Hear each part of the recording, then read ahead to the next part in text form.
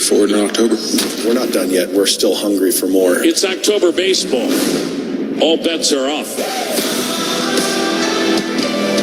Cleveland Guardians Baseball is brought to you by Cleveland Clinic, proud to be the official healthcare provider of the Cleveland Guardians. By Progressive, bundle home and auto and save at progressive.com. By Dollar Bank, proud banking partner of the Cleveland Guardians. By Marathon, join Marathon Rewards today and start earning on every fill-up. Good afternoon once again, everyone. Welcome back to Progressive Field, downtown Cleveland. Guardians and Tigers, Game 2 of the American League Division Series. Time now for the starting lineups. And first for A.J. Hinch's Detroit Tigers, it's Justin Henry Malloy leading it off as the designated hitter. Matt Vierling at third base bats second. Andy Ibanez, the second baseman, will hit third. Riley Green in left field bats cleanup. Winsel Perez, the right fielder, hits fifth. Spencer Torkelson at first base will hit sixth. Parker Meadows, the center fielder, bats seventh. Jake Rogers does the catching. He'll hit eighth. And Trey Sweeney, the shortstop, bats ninth. On the mound, left-hander Tarik Skubal. Now for the Guardians. And manager Stephen Vogt leading things off. Stephen Kwan, the left fielder. David Fry, the designated hitter, bats second. Jose Ramirez at third base hits third, with Lane Thomas, the center fielder, batting cleanup. Josh Naylor at first base hits fifth. John Kenzie Noel, the right fielder, bats sixth. Andres Jimenez at second base hits seventh. Austin Hedges does the catching, bats eighth. And Brian Rocchio at shortstop will hit ninth. On the mound, lefty Matthew Boyd. Those are your starting lineups. Now stay tuned when we return. It's Tom Hamilton with today's first pitch on the Cleveland Clinic Guardians Radio Network.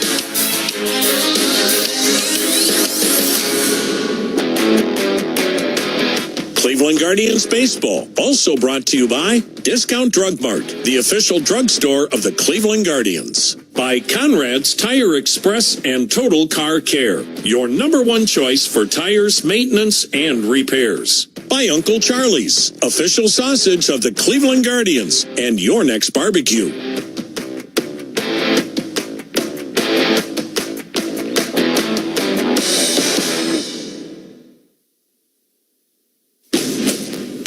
This is the time to trade to a new Honda. Get more for your trade than ever before. Then save thousands with low 1.9% APR financing. All Hondas are in stock. Cars, SUVs, trucks, vans, hybrids, and EVs. Come in and trade today. Get more for your trade and save on a new Honda, like the 2024 Honda Accord, now with low 1.9% APR financing. Search your local Honda dealer. See dealer for financing details for well-qualified buyers. Offer ends 10/31/24. The very thought of dealing with roofing problems gives you a headache, right? Hi, it's Bill Wills. It doesn't have to be a headache if you call Victor's Home Solutions. Their customer concierge team is amazing. Their precision installation team will install a perfect roof the first time. And best of all, Victor's offers a 50-year leak-free guarantee on every roof they install. Winter is almost here. Make sure your roof is in top shape. To take it on, schedule a free 21-point roof inspection and estimate now. Call 216-230-9083 or online, victors.com. Whether you're looking to buy or sell with a RE/MAX agent, they'll use their years of experience to help you plan for now and later. From when this, welcome to your new home, baby girl, turns into this. Yeah, we're gonna need a bigger home. And this, oh, I hate this place, turns into this. I'm really gonna miss this place. From tiny steps to your next big move. When you're ready to make a change, visit RE/MAX.com or download the RE/MAX app to find the right agent. The right agent can lead the way. Each office independently owned and operated. Flooring Fest 2024 going on now at National Design Mart. Save big on Kerastane carpet, Shaw soft and hard surfaces, Dow tile, and so much more. Go to nationaldesignmart.com to schedule your free estimate today. Shop our superstore located in Medina or our showroom in Worcester. We are Ohio's leader in flooring, countertops, and cabinets. National Design Mart, your design superstore. Hi, it's Bill Wills. Jim Rosenhaus joins us to talk about the game at 8:45 in the morning, WTAM 1100. From Progressive Field in downtown Cleveland, Ohio, it is game number 2 of the American League Division Series. Today, the Cleveland Guardians entertain the Detroit Tigers. Hi again, everybody. Tom Hamilton, Jim Rosenhaus, and Andre Knott with you on another beautiful day off the shores of Lake Erie. For the hitters, they were hoping the sunshine would stay behind the cloud cover. That will not be the case. This is going to be brutal for the hitters in the early innings, as we'll be dealing with all kinds of shadows, as we have mostly sunny skies right now and of a breeze blowing out toward right on what feels like a true autumn day here in Northeast Ohio. Brian Montse at Command Center and Johnny Goldsmith here with us in the booth as the lineups are being extended to each ball club. Cleveland a winner in Game 1 on Saturday, 7-0. The umpiring crew, Ramon DeJesus behind the plate, Jim Wolf at first, Todd Tishner, the crew chief, at second, Chad Fairchild at third, Nick Marley, the left field umpire, Adam Beck, the right field umpire. Remember, 2 more umpires in postseason than what we have during the regular season. Now we're going to bring in Rosie and Andre, and we'll go downstairs first with Andre. And Andre, I think everybody woke up this morning, if you were a hitter, saying, please, please, please stay cloudy. Well, the sun didn't come out until about 45 minutes, an hour ago, and it will change things. And I'll tell you what, I thought strikeouts were going to be the name of the game anyway, guys. Why? Detroit had a 24% strikeout rate during the season. That was the 8th worst in baseball. We know on Saturday they had 13 strikeouts, but that's the first time they've had that since mid-September when they got hot. Why do I bring that up? Because Matthew Boyd is on the mound. He averaged over 10K per 9 innings during the regular season. And also, Austin Hedges is behind the plate. He started 2 of Boyd's 8 starts during the season. And during those starts, he had 13K and only 3 walks, and hitters hit only 244 against him. So those are all reasons why I think the Tigers, who really their backs are against the wall, may strike out a lot early. And we know on the other side, Skubal is one of the best when it comes to striking guys out. So get your strikeout call ready, Hammy. It may be one of those days. Well, great stuff, Andre. And, of course, nobody struck out more hitters in the American League, Rosie, than Tarik Skubal, the Triple Crown winner. Most wins, best ERA, most strikeouts in the American League, and he has become a beast. Well, he's dominant, and that's the challenge today. For a couple of years leading into this season, contact was the Guardians' identity offensively, and they veered from that a little bit in an effort to hit with more power, more home runs. They succeeded in that area, but you wonder if they get back to more of a contact approach, at least early on, against Skubal to try and put the ball in play. Well, guys, Cleveland's only seen Skubal once this year. Now, he only gave up 1 run in the 7 innings, but Andre, Cleveland did have 10 base hits. They did have 10 base hits, and there's, you know, the other thing about baseball players, they try to forget the bad, remember the good. Yep. And for a lot of these hitters, they've seen Skubal since he came up in the big leagues. Some of them have had success outside of this year. They have hit balls hard off of him. Yes, they know he is really good this year, and possibly the Cy Young Award winner. Some of them like to think their own guy is the guy, but they feel like they're confident because of the 10 hits you talked about earlier and because of the success they've had with him in the past. Cleveland will take the field, and I think it's safe to say, Rosie, if you're the Detroit Tigers, look, it's never do or die until it's an elimination game. But they've got their best on the mound. Really, their only starter at this point. They have to win when Skubal pitches. And that's the biggest key. Obviously, in his Game 2 situation, trailing by a game, it's a highly important game for the Tigers. But, yes, with their only true starter going and their Cy Young guy that they think is going to win that award, and deservedly so, this is the game that they have to win. Well, Matthew Boyd takes the mound for Cleveland today, and he has picked the traditional all-white Cleveland uniforms with the navy blue and the red trim. Tigers will go in their traveling gray road uniforms with the orange and navy blue trim. And you know that heart is beating a little bit faster right now for Matthew Boyd. Look, he has spent the majority of his Major League career, 8 years of his Major League career, with the Detroit Tigers. And as he said, my wife and I went to Detroit, a party of 2. We left Detroit, a party of 6, as they now have 4 young children. And this ball club meant so much to him, but now he will face a guy he tutored in Tarik Skubal.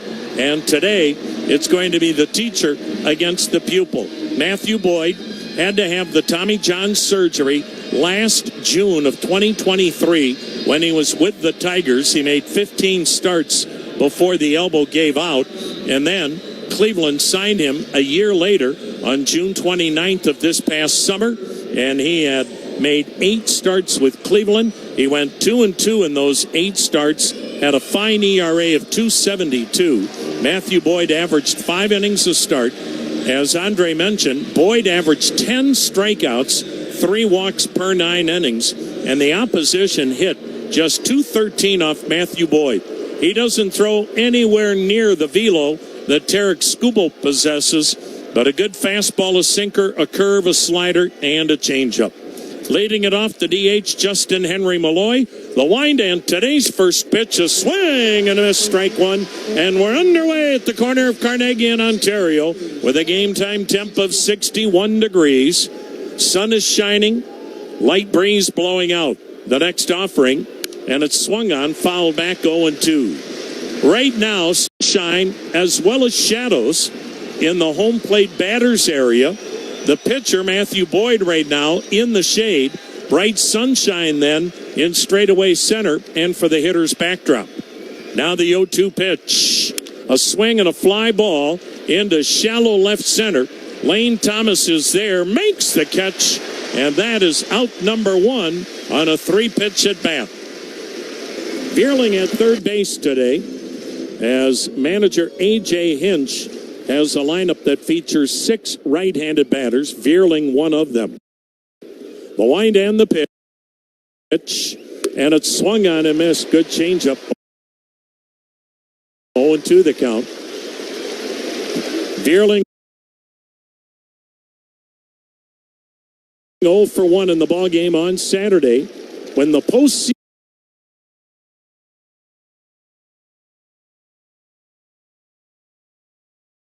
began for Detroit and Houston. He was their big ball game for 17 days.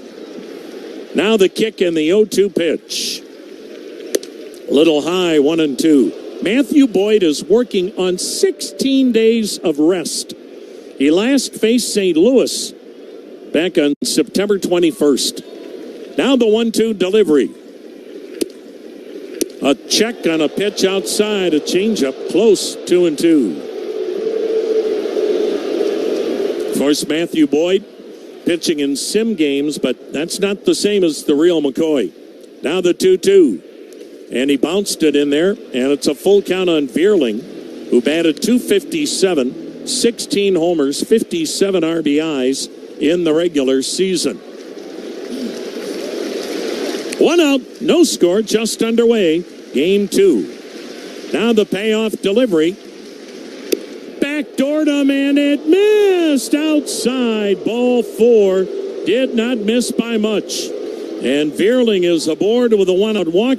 And here's Andy Ibanez. And Andy Ibanez, when he puts on a uniform that says Detroit across the chest, he might as well be Al Kaline the way he hits Cleveland pitching.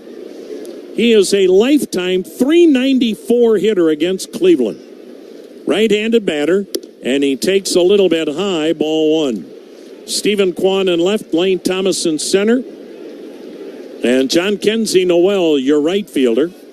Give you the Cleveland infield in just a moment. Boyd the set, Boyd the pitch, and it's high, ball 2. Josh Naylor's at first. Andres Jimenez is at second. Brian Rocchio back at short. Jose Ramirez at third. Austin Hedges, the veteran, behind the plate. Boyd now delivers. And a swing and a miss, pulled the string on the change. Well, when you have Austin Hedges catching, and this is by no means a slight of anyone else, but Austin Hedges is a master craftsman when it comes to calling a game and catching. There's nobody better. Now the 2-1 pitch. Swing and a foul back. Jammed him with a fastball at 93 miles an hour. 2-2 the count. And it happens a lot, but those two spent significant time pregame just sitting at a table in the clubhouse, going over scouting reports, talking about strategies, things that might come up. And again, that's something that happens a lot, but it certainly is a plus when your pitcher and catcher get on that same page. Ibanez at second base awaits the 2-2. Here comes the throw to first, and back standing is Vierling. Detroit does not run much. There were only 2 teams in the American League that had fewer steals than Detroit. Detroit, 76 steals. Cleveland had 148. Now the 2-2. Check swing, strike call. Well, Ibanez not happy, but that wasn't even borderline. And so that is out number 2. That was right down the middle, and you can't complain about that pitch. Here's Riley Green, left on left, the cleanup hitter, the all-star left fielder, and maybe Detroit's best all-around player. Runner on, 2 down, first inning, no score. The set and delivery, and it's swung on, lifted in the air, medium deep left. Stephen Kwan camped under it, and a 16-pitch first inning. And for Matthew Boyd, his first postseason start in his Major League career, and he goes through a scoreless first inning with Cleveland coming to bat. Experience baseball like never before.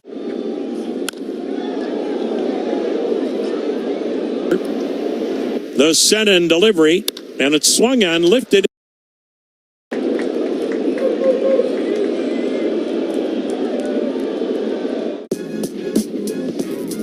His first high fly ball, a pop-up really, down the right field line in foul territory. Oh, what an effort by Jimenez as he goes flying into the netting.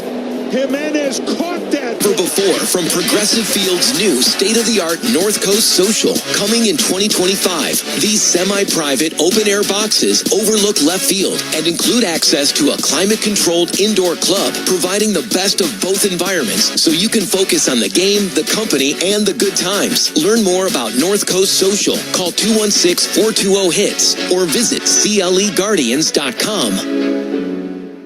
Hey Guardians fans, did you know that today homeowners are sitting on record levels of home equity? Want to know how much cash is in your home? Go to UHM.com today. Union Home Mortgage Corp is an equal housing opportunity lender, NMLS number 2229. Hey sports fans, there's no better feeling than when you're watching your team dominate. But remember, when the offseason comes, you can still channel your team spirit with a fresh coat of color. Ask Sherwin-Williams how you can make every day feel like game day with over 1,700 colors and a top-tier coaching staff to bring the energy of your team spirit home. Shop online or visit your neighborhood store today. Are you still paying the utilities high-priced rate for your electric supply? NOPEC's standard program price will remain steady at 6.4 cents per kilowatt hour through December. That's 30% lower than First Energy's current supply rates. NOPEC also offers competitive 12 and 24-month fixed-term rates for customers looking for long-term predictability on their electricity costs. For more information, call NOPEC's 24/7 Customer Care Center at 855-667-3201 or visit nopec.org/opt-in. The Cavs begin preseason play tomorrow night against the Bulls. Tip off at 7 on WTAM 1100. We go to the bottom of the first inning. No score in this ball game, and Cleveland faces arguably the best starting pitcher in baseball. He certainly can make a case for it. Tarik Skubal, 6'3", 240, 27 years of age, upper 90s fastball, sinker, curveball, slider, and change. A Triple Crown winner, and when you're pitching, that means you led the American League in wins, you had the lowest earned run average, and you had the most strikeouts. Cleveland faced him one time this year, and obviously it was in July. It seemed like they played each other every day. In July, he went 7 innings, gave up a run, but did allow 10 hits. Stephen Kwan chose bunt and bunted it back foul, strike 1. Tarik Skubal As good as he's been all year, he has been almost unhittable over the last few months. The kick and the pitch. Quan takes its low 1-1. Skubal, in his last 10 starts, including the playoff game against Houston last week. RBIs on that double on Saturday. Tarik Skubal doesn't waste much time. The pitch, and it's high a ball. He's old school. He's got that high leg kick. And he really aggressively attacks the hitter. The pitch, swung on, bang to third, handled by Vierling, throws across the diamond, 2 down. Riley Green's in left today, Parker Meadows in center, and Winsell Perez in right. Spencer Torkelson at first. The second baseman is Andy Ibanez. Trey Sweeney at short, Matt Vierling at third, Jake Rogers catching. Here's Jose Ramirez. Now this is worth the price of admission. Skubal against Ramirez. He'll bat right-handed. 2 down in the first. No score. The left-hander lets it fly. And Jose takes ball 1. It's high. The last time Tarik Skubal lost a game was August 2nd to Kansas City. He pumps one in there, a strike. So he has gone over 2 months without losing a ball game. Now the 1-1 pitch, and Ramirez takes a little outside, ball 2, 2-1.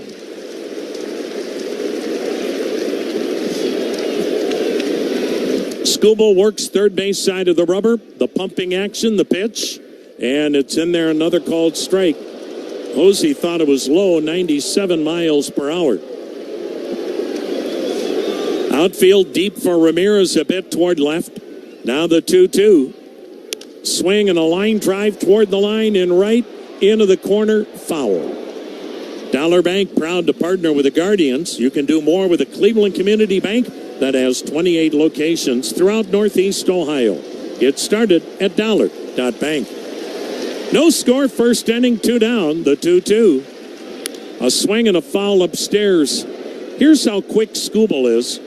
He was winding up delivering the pitch, and his right fielder Perez was still getting back into play after chasing the foul ball. Skubal never looked, but it didn't hurt him. The 2-2, swing and a miss, struck him out with a great changeup, and Skubal picks up where he left off in Houston. Guardians go in order. We go to the second. Cleveland and Detroit. Game 2 of the American League Division Series. No score on the Cleveland Clinic Radio Network. Meow Mix presents a Meow Remix by Heart and Paws.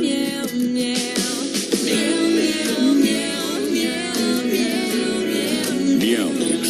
Still the only one cats ask for by name.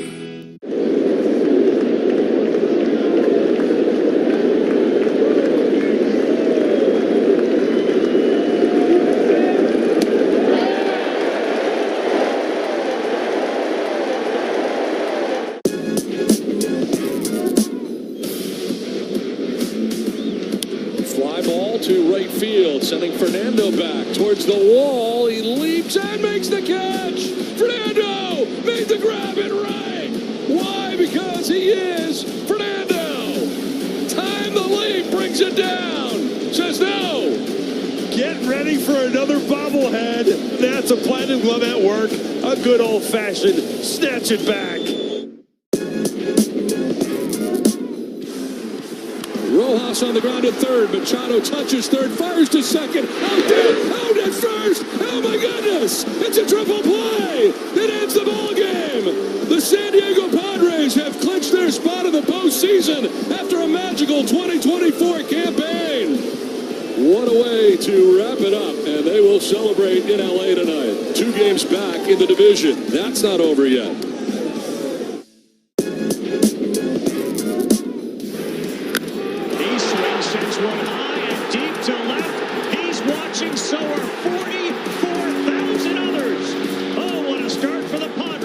Tatis leaves the building, and this place is on its feet. Padres lead it 2-0. I'm telling you right now, Brandon Tatis did not wait. Saw the first pitch, and as soon as he hit it, he knew.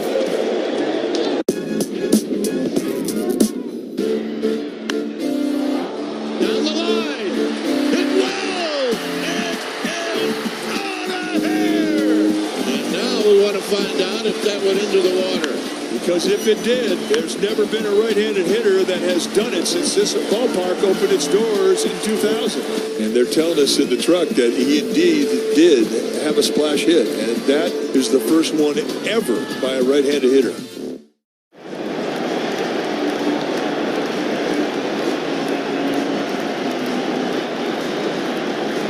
Tomlin here with his wife and 3 beautiful children, and what an October he gave Cleveland in 2016. Winsell Perez, switch hitter in right. He'll bat right-handed. Matthew Boyd delivers and misses outside, ball 1. Perez, a .242 hitter this year with 9 homers, 37 RBIs. The kick and the pitch, and a swing and a miss on a changeup. Well, the thing about Boyd, he's not going to throw 98, but the way he spins the baseball in the changeup, tough to see in the shadows as well. The next pitch, and Perez lofts one in the air, fairly deep right. John Kenzie Noel camped under it, and that is out number 1. We should make note, if you did not listen to the Stephen Vogt Manager's Show, Cleveland had to make a roster move. Hey, Tyler Freeman, who's been such an integral part of this ball club all year long, pulled an oblique muscle yesterday during the workout, and he is off the roster and replaced by Angel Martinez. Here's Spencer Torkelson, and he looks at a called strike.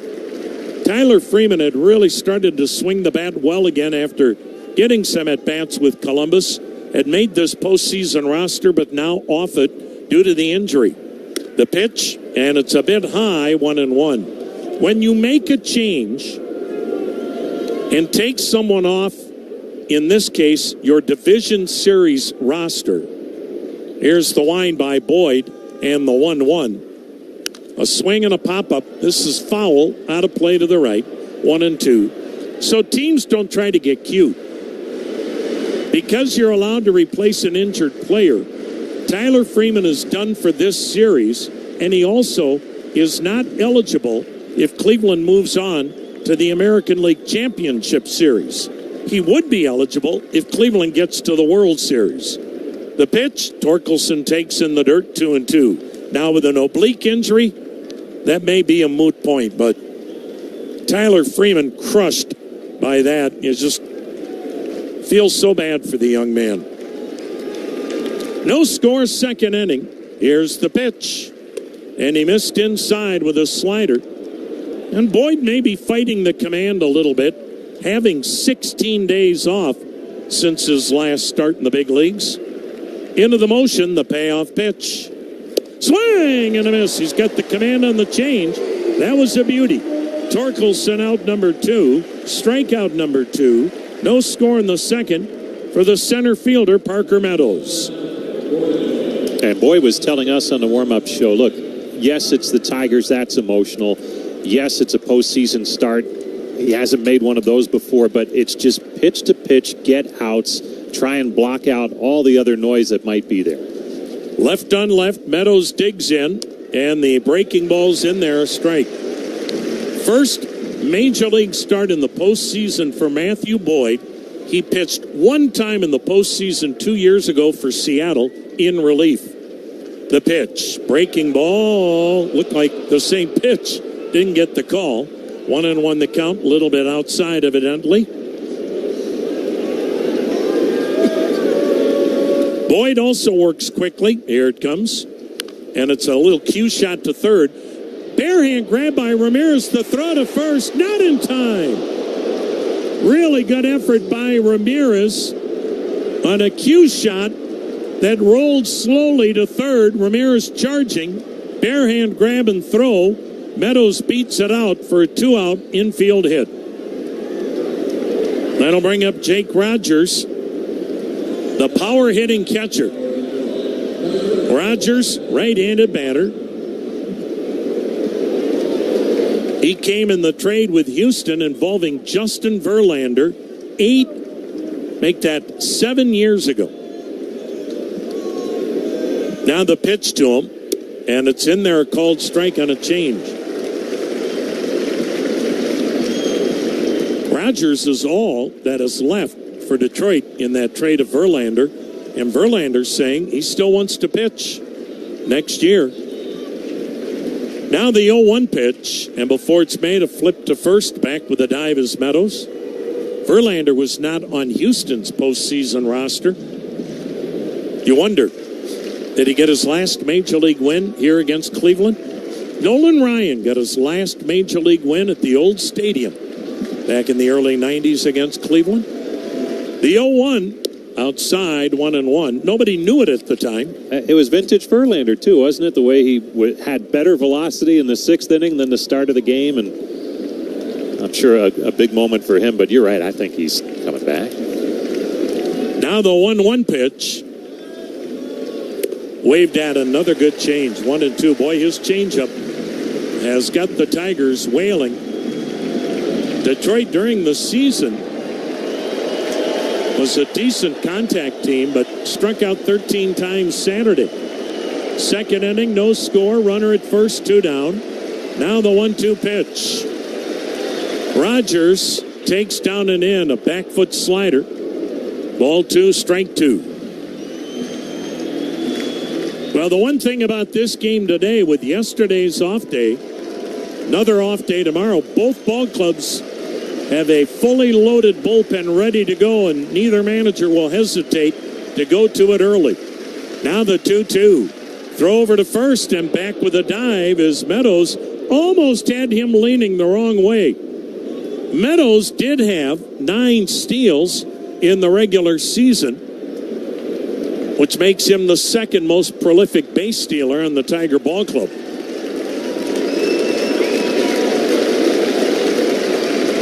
Now the 2-2. Swung on, a little fly ball to left, right at Kwan. He'll corral it, and Matthew Boyd has put up a couple of zeros. Middle of the second, we are scoreless off the shores of Lake Erie. At Bet365, we don't do ordinary. We believe that every sport should be epic. Here's Alonso now. Lindor at third, Nimmo at first. The pitch. Swing and a ball drilled. Right field. Freeling back at the wall. Out of here! It's out of here! Alonso an opposite field home run, and the Mets have the lead. Pete Alonso, the polar bear, takes Devin Williams deep, and here in the ninth, the comeback kids have done it again. I was glad to see Luis want to hit. Yeah, I can't see him sitting out. Is this going to Get in there, get in there. It will. Same where the other went the other night. 2 of them. He had a double and a triple on that same spot the other night. And he's got himself a double here to lead it off. And look at his teammates. I think his teammates know as well. They want that ball. Get that ball back in. It's worth another look.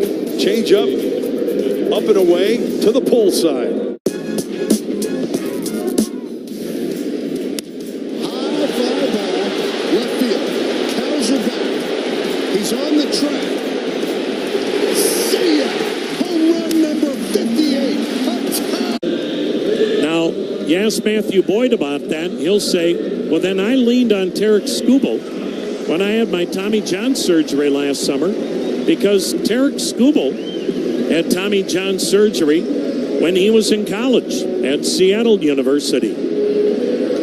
But if you're going to have a mentor, none better than Matthew Boyd.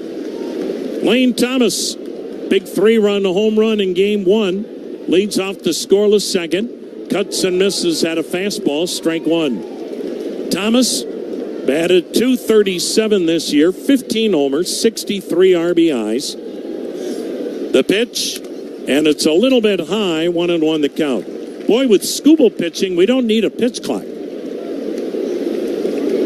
He kicks and fires, and it's in there, strike 2. He is literally on a 15-second pitch clock, making his delivery to the plate with 10 seconds remaining on the clock. The next pitch swung on, a little floater into right. Late break by Perez, but he'll get there and make the catch. And Thomas is out number 1. And here's Josh Naylor. Legacy Roofing is Ohio's premier roofing service provider. Whether you need a new roof or just a repair job, call 855-GOT-ROOF. Get a free estimate. Go to LegacyRoofingOH.com for details. Scoreless ball game, second inning. Left on left, the pitch, and it's in there, called strike. Naylor in his career, 1 for 9 against Skubal. The next delivery, high, ball 1-1-1. We've talked about Tarik Skubal during the regular season. This is a kid that grew up in a very non-populated area in Arizona. Pitches wide, 2-1 the count. Northwest Arizona. I mean, nowhere near Phoenix. Nobody really knew anything about him. Now the kick and the pitch. Swing and a miss. Batting helmet goes flying. 2-2. He went to some showcases, and the only school that had an interest was Seattle University. Well, the rest is history.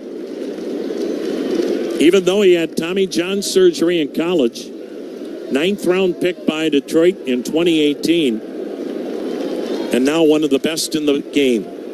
The pitch. Naylor pops one up. The shortstop Sweeney into shallow left center. Waves everybody off. 2 down. That'll bring up John Kenzie Noel. 2 outs. Nobody on. Second inning. Scoreless ball game. And while we have a moment, there was a moment of silence today for a good friend of all of ours. I don't think Danny Coughlin ever met somebody, and that somebody didn't believe Danny Coughlin was his new best friend. The pitch, swing and a miss. And Danny Coughlin, a great writer, longtime sportsman at Channel 8, passed away in his sleep last night. The 0-1, swing and a miss, 0-2, and I'm guessing right now at the pearly gates, St. Peter and Danny Coughlin are each hosting a Guinness, because he was one of a kind, one of the kindest, friendliest men you've ever met. He was special. Now the kick in the 0-2. A little bit high, 1-2. His first book was called Crazy with the Papers to Prove It.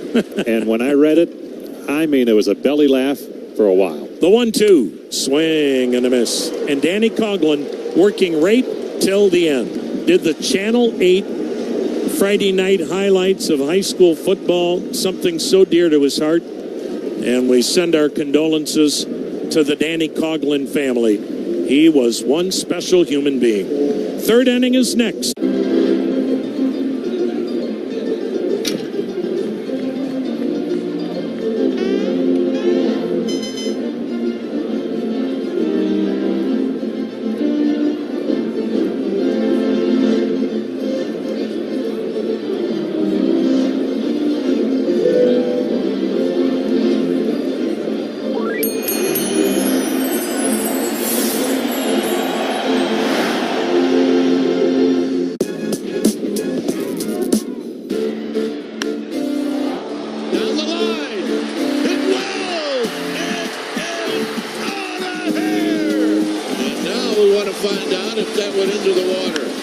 If it did, there's never been a right-handed hitter that has done it since this ballpark opened its doors in 2000. And they're telling us in the truck that he indeed did have a splash hit, and that is the first one ever by a right-handed hitter. And that will set the stage for Xavier Edwards. Selfishly looking for a single to complete the cycle. Towards short, Adames has it, gets rid of it quick, and he's safe! It's a single, and it's a cycle. The second ever cycle in Marlins franchise history belongs to Xavier Edwards. It took 30 years, a rise, and now Edwards. That one is blasted deep to right field, and the Phillies get this road trip off on a good note. It's his 12th leadoff home run of the year. Oh, man, he drills one to deep right field, and that one is gone. His second home run of the game, and a high fly ball in deep right field. They've come all the way back. Kyle Schwarber's third home run of the night. Unbelievable. You talk about making a statement.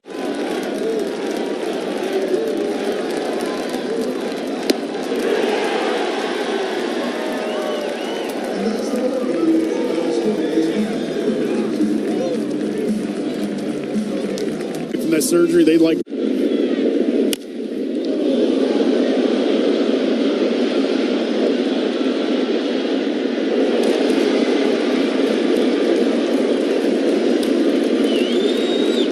Too good, and he almost has to take it back a notch a little bit, if that makes sense. Yep. And you can tell with certain pitches so far tonight, his slider is usually really good, but it doesn't feel like he has a feel for it yet, so you may see more changeups as he goes along until he gets a feel for it. Thank you, Andre. The number 9 hitter, shortstop Trey Sweeney, takes a sinker down and in. Matthew Boyd has struck out a pair, walked one, given up an infield hit. Sweeney came in the Jack Flaherty trade with the Dodgers. The pitch to him is down and in, 2-0.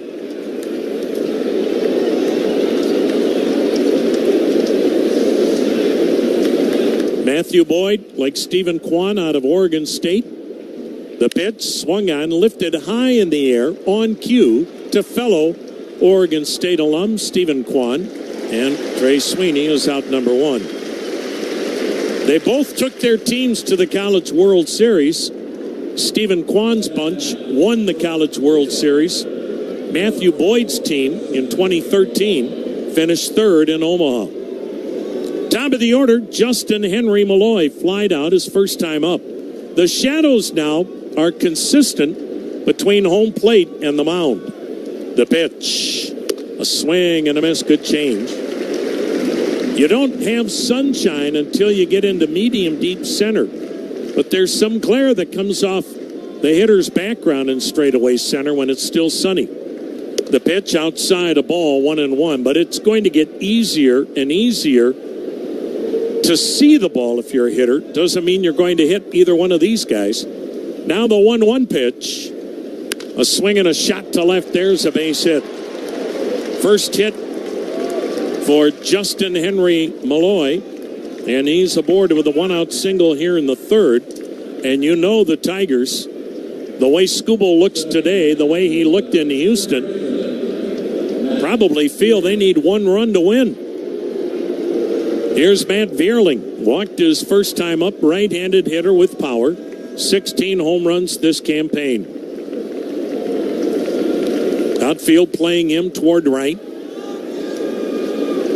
The set. The pitch. And he missed down and in with a changeup.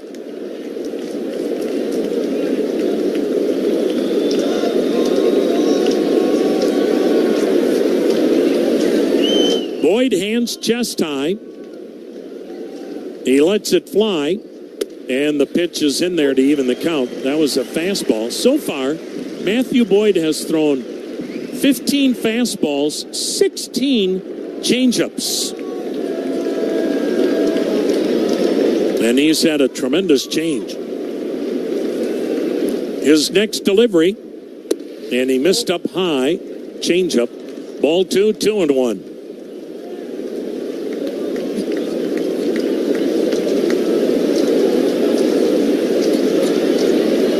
Sold out crowd here at Progressive Field. Scoreless ball game. Game 2, third inning. The next delivery is down and in.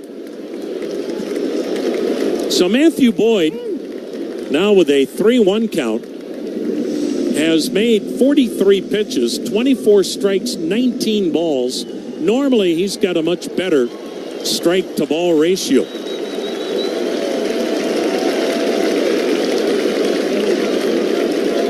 Now the 3-1 delivery.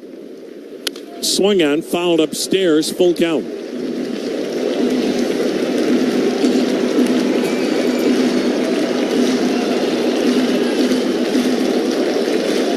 Off day tomorrow Next ball game Wednesday from downtown Detroit. First pitch, 3:08. Now the payoff pitch. Swing and a foul back. Jammed him with a fastball. Alex Cobb will indeed start that game. Talk about a layoff. Alex Cobb has not pitched in a Major League game since September 1st. But he'll get the nod on Wednesday against Detroit. Now the payoff pitch. Swing and a broken bat foul at the plate. Good slider. And pretty good piece of hitting there by Veerling. Thought he broke his bat. I guess he didn't.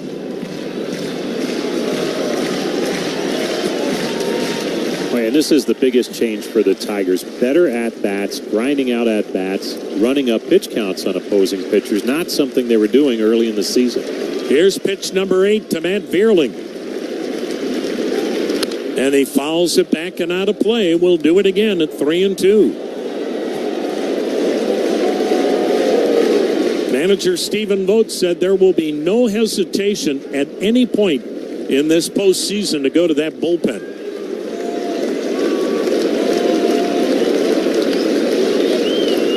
The payoff, down and in, he walked him. Great at bat. And for Matt Veerling, pitch number 9 results in a walk. And for the first time today, the Tigers get a runner in scoring position. Runners now at first and second. One down. No score. And the number 3 hitter today, Andy Ibanez, out of Cuba, right-handed hitter. The pitch. And it's way outside. Ball 1 and Matthew Boyd having trouble with command right now in the third. Detroit, not a power-hitting ball club, but they become much better when you're always pitching from behind. Now the 1-0 pitch. Swung on, popped foul out of play. First base side, lower deck. And the count, 1 ball, 1 strike. Andy Ibanez had the big hit the other night in Houston, knocking in 3. That sent the Tigers to the next round. Now the 1-1. Swung on, fly ball, right field, medium deep, toward the line. Long run, Noel, and he makes the catch up against the net. He'll throw to third on 1 bounce, but in sliding safely is Malloy. Oh, what a throw by the big man, who is a way better athlete than you may think when you look at him. 6'3", 260. He covered a lot of ground to make that catch in foul ground just before he got to the netting down the right field line. Made a spin move and a perfect 1-hop throw to third and made it close on Malloy. So the Tigers have runners at the corners. There are 2 men out. No score for Riley Green, their most dangerous hitter. The set. The pitch. Swung on, jam job, weakly hit to second. Jimenez drops to a knee, gloves, stands up, throws him out. And Matthew Boyd. He may have buckled a little bit, but he never broke. And the Tigers and Guardians stay scoreless here in the middle of inning number 3.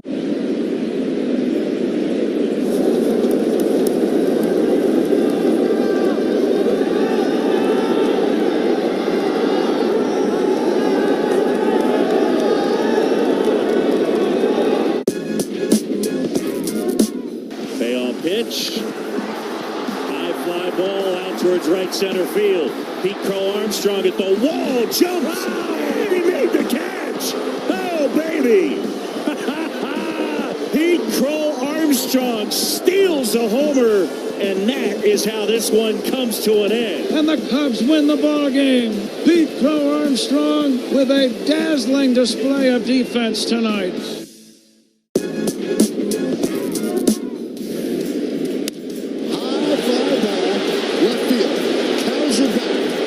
He's on the track. See ya! Home run number 58. A towering drive. Judge hit an unbelievably high drive. We waited, and it came down in the visitors' bullpen. A judging at last. All rise. Here comes the judge.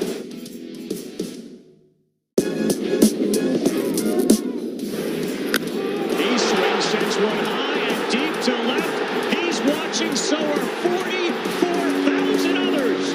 Oh, what a start for the Padres as Tatis leaves the building, and this place is on its feet. Padres lead it 2-0. I'm telling you right now, Brandon Tatis did not wait. Saw the first pitch, and as soon as he hit it, he knew. Pirates, no runs, no hits, 1 error. Swing and a miss, strike 3. Oh, Shota, 7 no-hit innings. Nate Pearson, the new pitcher on the mound. There's a bouncer to short, fielded by Swanson. He'll throw to first to get him. 8 no-hit innings. Porter Hodge on the mound. Down to their last chance. Grounder to short. Dansby to first. There it is. A combined no-hitter for the Chicago Cubs.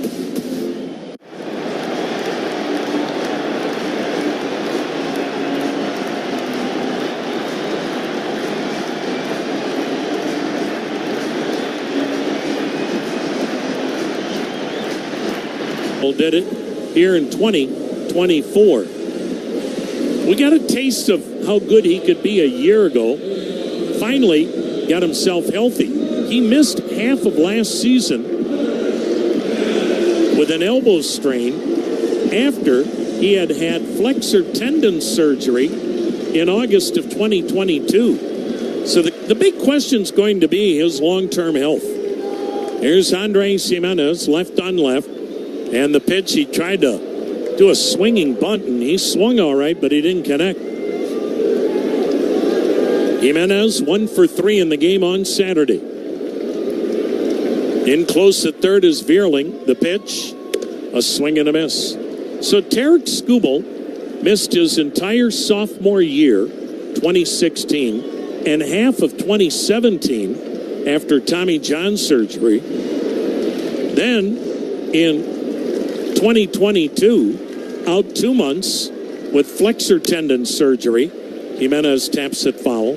Then last year, no surgery, but out 3 more months with an elbow strain. So, again, the question for Detroit is, can you bank on him long-term, health-wise? Boy, when he's healthy, he's something. The 0-2 swung on, fouled back, and he will be a free agent at the conclusion of the 2026 campaign, and Scott Boras is his agent. What does that mean? Free agency, here we come. Now the 0-2. Just missed wide, 1-2. You wonder, though, with his history of arm problems, would he ever take the security? Detroit wants to keep him. A lot of teams wanted him at the deadline. The pitch, down and outside, 2-2. But, I mean, this is the kind of pitcher everybody wants. The question is health. No score, third inning, the 2-2. Wide, ball 3, 3-2. Well, you mentioned the streak he's on. Last 10 starts, terrific. And it's a significant innings jump this year for him, but he seems to be getting stronger down the stretch. Now the payoff pitch. Swing and a miss. Came back inside, a front door slider. And that is strikeout number 4 for Skubal. 7 up, 7 down. Here's Austin Hedges. In that ball game against the Houston Astros, his playoff debut on Tuesday, he was magnificent. 6 shutout innings, 4 hit baseball, made 88 pitches. Austin Hedges takes inside a ball. Hedges in the lineup today because he's 3 for 8 lifetime against Skubal. Now the wind and the 1-0. He showed bunt, took a strike, 1-1. No score, third inning. Matthew Boyd, Tarik Skubal. So far, they've lived up to the billing. The 1-1. Bullseye, 1-2 the count.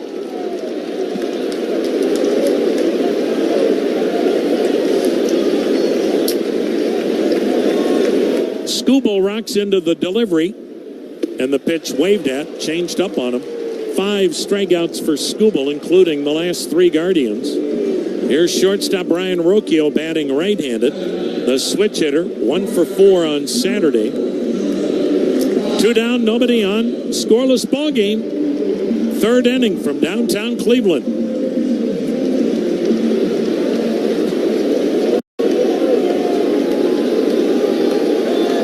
Skubal kicks and fires, and the pitch fouled straight back, strike 1. His fastball today, 96 to 98 miles per hour. And pounding the strike zone. The next delivery, and he just missed outside, evidently. Skubal asking home plate umpire Ramon De Jesus, where was that? Now the windup, now the 1-1. Inside, ball 2, 2-1. Well, his fastball moves so much. He cannot be easy for an umpire to call a game. That fastball has so much life. The 2-1. Fouled back by Rocchio. 2-2 the count.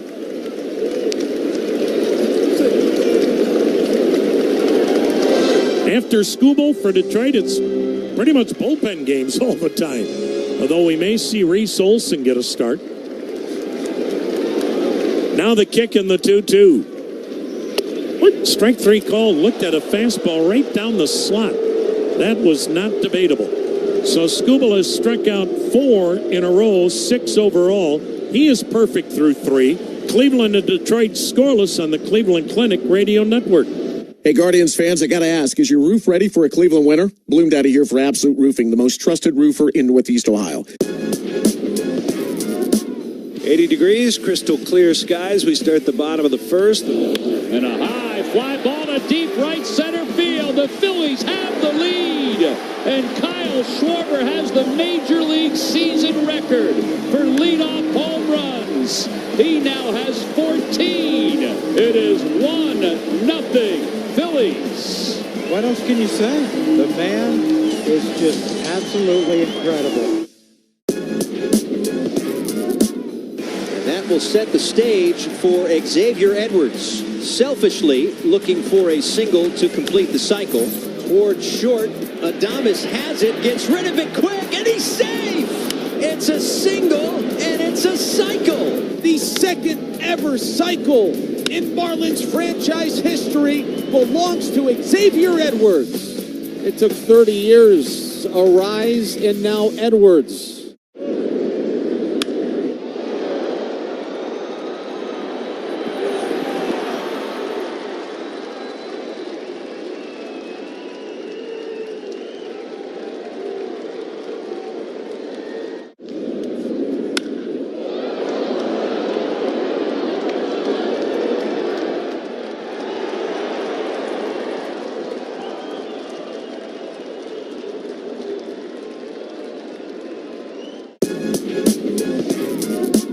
Here's Alonso now. Lindor at third, Nimmo at first. The pitch. Swing and a ball drilled. Right field. Freeling back. At the wall. Out of here! It's out of here! Alonso an opposite field home run. And the Mets have the lead.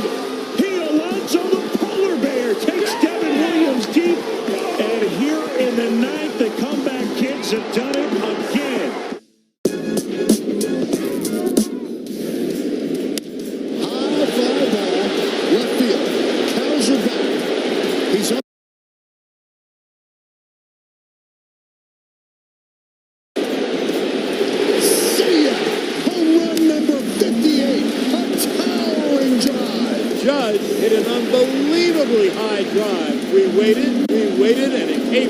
In the visitors' bullpen, a judgy at last. All right, here comes the judge. Winsell Perez will lead things off against Matthew Boyd. Perez fly to right his first time up. To get it started here on Perez. Spencer Torkelson next, then Parker Meadows for the Tigers. Here's the 0-1 pitch. Swung on, bounced to third, fair ball. This one's going to head down the line. Into the left field corner it goes as Quan digs it out. Perez motors into second base with a stand-up leadoff double. The Tigers, who had runners on the corners last inning, have a great start to their fourth inning.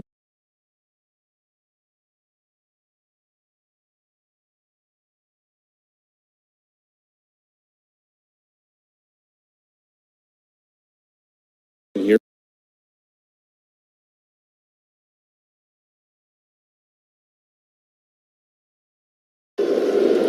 Here's the pitch to him, and it's outside for ball one. Torkelson was over in the postseason.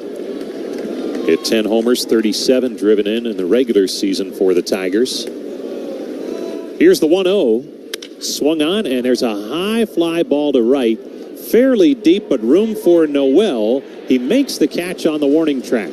Tagging, heading for third, and in standing up without a throw is Perez. And just like that, the Tigers now have a runner at third with less than 2 down. And let's pause 10 seconds. Station ID on the Cleveland Clinic Guardians Radio Network. News, talk, sports.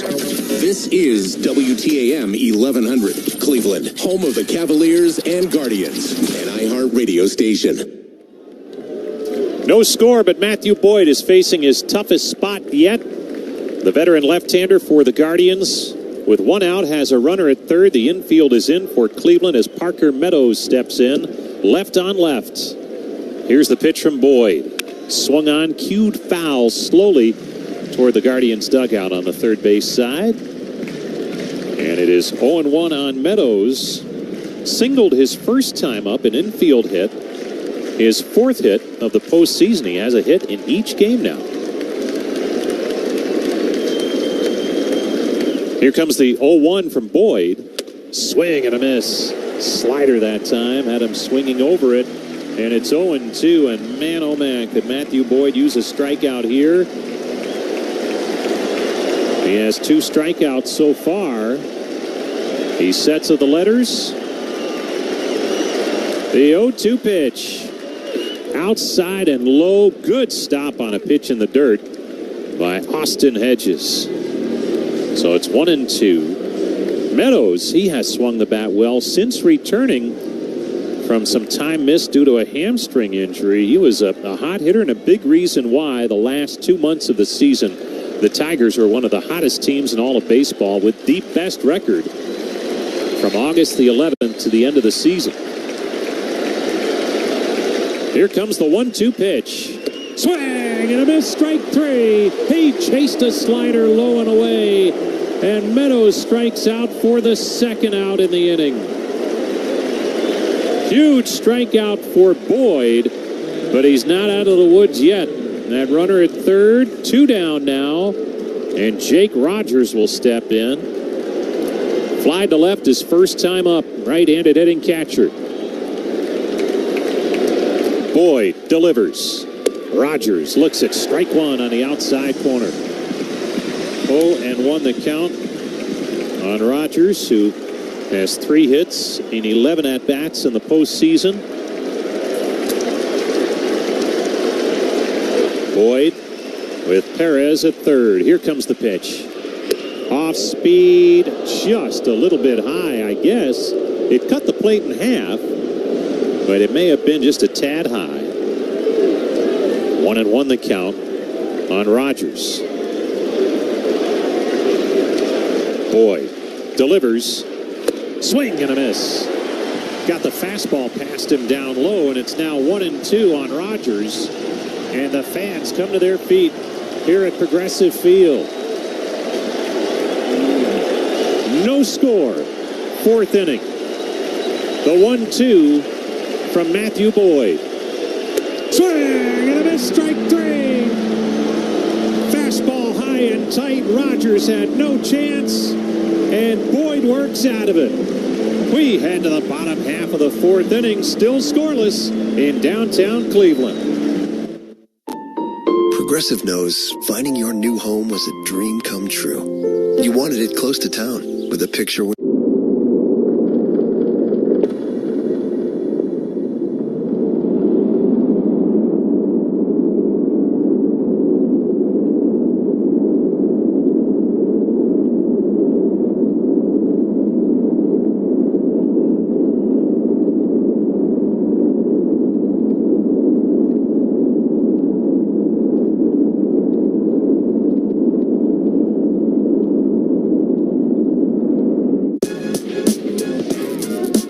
was glad to see Luis wanted to hit. Yeah, I can't see him sitting out. Is this going to Get in there. Get in there.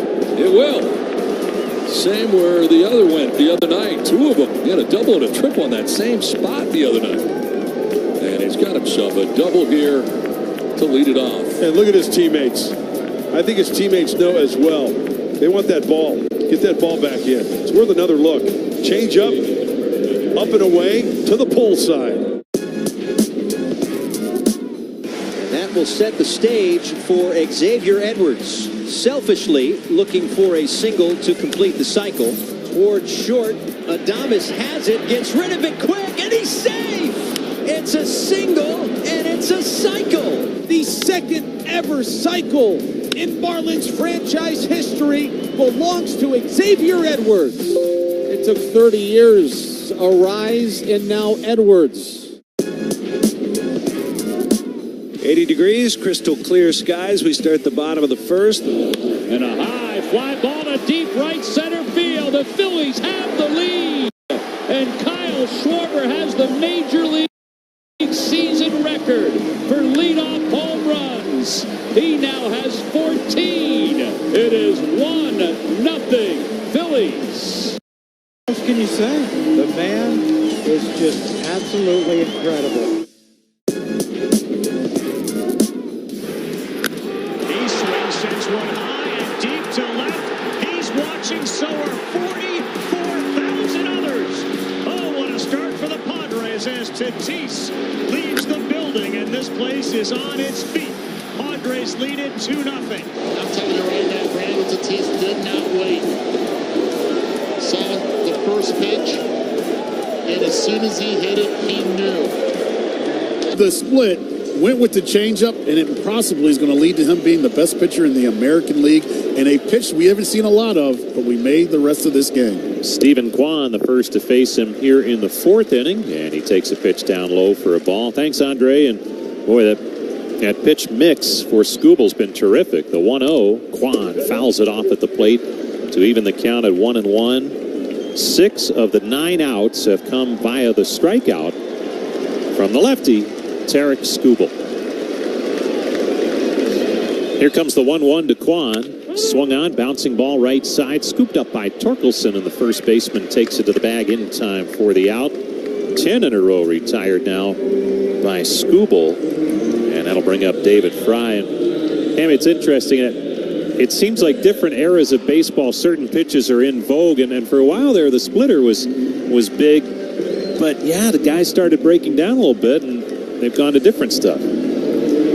Yeah, and I think a lot of teams felt like, hey, we've got to start teaching our kids in the minors the changeup.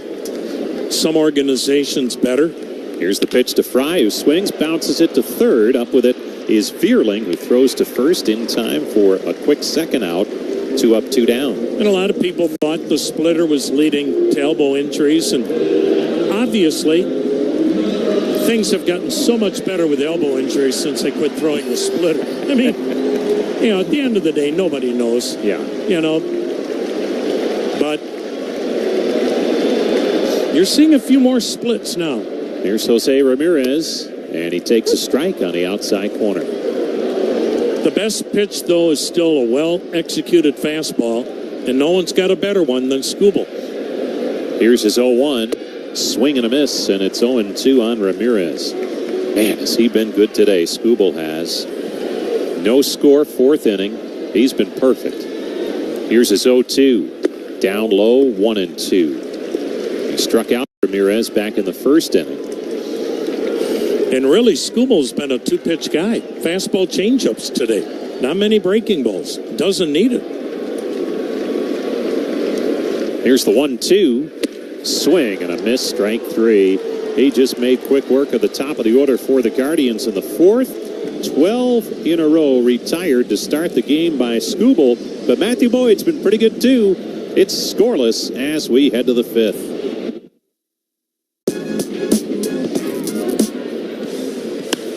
There's a fly ball to right. And that is going to be way gone. Churio sends one out of here to make it 3-0. Jackson Churio with serious opposite field pop. Number 20 for the 20-year-old. Youngest player in MLB history to record 20-plus homers, 20-plus stolen bases. It's incredible.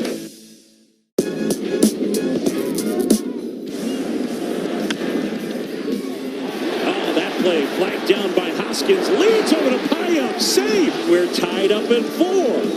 Vientos laces one the other way.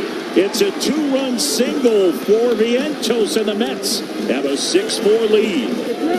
Grounds one through the right side. That's a base hit. JD Martinez off the bench knocks in 2, and the Mets have opened up an 8-4 lead.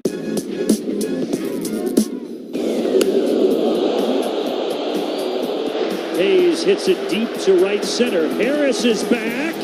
He reaches up. Oh my! He brought it back. What a grab by Michael Harris to keep it 2-0. You see the angle he's going about it. It looks like he's got it trapped, and he gets right to that position and launches himself over the fence. He's like, really?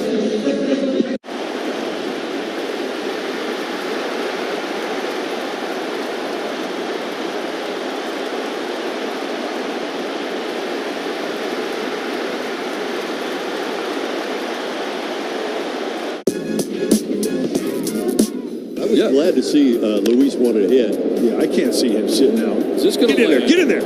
It will. Same where the other went the other night. 2 of them. He had a double and a triple on that same spot the other night. And he's got himself a double here to lead it off. And look at his teammates. I think his teammates know as well. They want that ball. Get that ball back in. It's worth another look.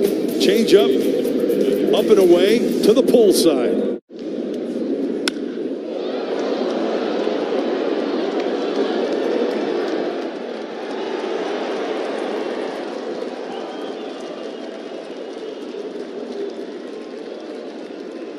The caregivers at Akron General, Lodi, Mercy, Medina, and Union Hospitals. Thanks for all you do every day at those great Cleveland Clinic hospitals. Here's Sweeney, left-handed batter. One of many rookies on this ball club, mainly relief pitchers as he swings and fouls one back. And the count's 0-1, but they got a return in their trade of Jack Flaherty to the Dodgers. And we'll see how it goes for Sweeney in the future, but he's been a key down the stretch for them. Here's the 0-1. Swing and a miss. And it's 0-2. They lost their shortstop, Javi Baez, with surgery that ended his season. And this guy's been plugged right in and filled in admirably. And he's up there now with an 0-2 count. Boyd with the high leg kick. Here's his pitch. Breaking ball just missed, low and outside. And Tommy, we figured, here we are, 5th inning, and who's warming up in the pen? Is he from Canada? Cade Smith heating it up. Here comes the 1-2 pitch. Swing and a miss, strike 3. Got him with a breaking ball. Sweeney down on strikes. 1 down in the inning. And now we'll see as we get to that 3rd time through the order, how long does Stephen Vogt stay with Matthew Boyd? You know, Rosie, this is where it is so tough to be a manager in postseason, because you can be too quick to go to your bullpen. In a game like today, one mistake might beat you. Justin Henry Malloy, the batter, and he takes a strike on the outside corner. Malloy's 1 for 2 with a single back in the 3rd inning. Yet another rookie. Here's the 0-1. Outside, 1-1. Young man from North Jersey who ended up starting his college career at Vanderbilt and finished at Georgia Tech. Here's the 1-1. Swing and a miss. Another good curve that time from Boyd, and it's 1-2. No score, 5th inning. A little bit different than Saturday. There's serious tension here today. Here's the 1-2 pitch. Swung on, and that's driven down the right side. That's going to drop fair. Cut off near the line by Noel. Here's his throw. It's a beauty. The slide, the tag. He's out.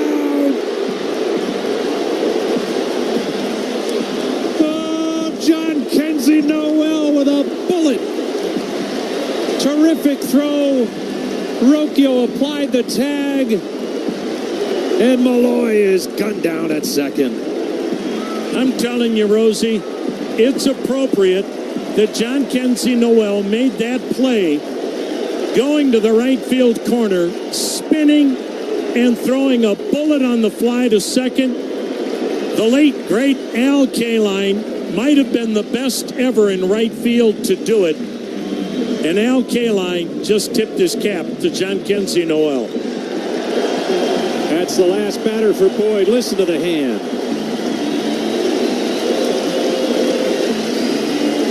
Standing O for Matthew Boyd as Stephen Vogt takes the baseball. And the veteran lefty in his...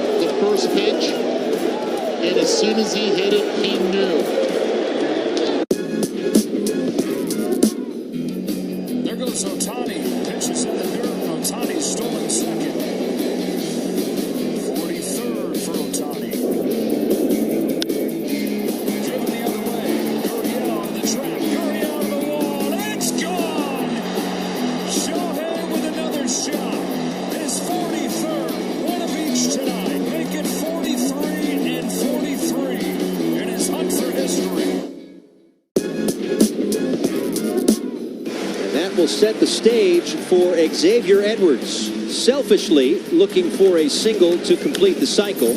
Towards short, Adames has it, gets rid of it quick, and he's safe!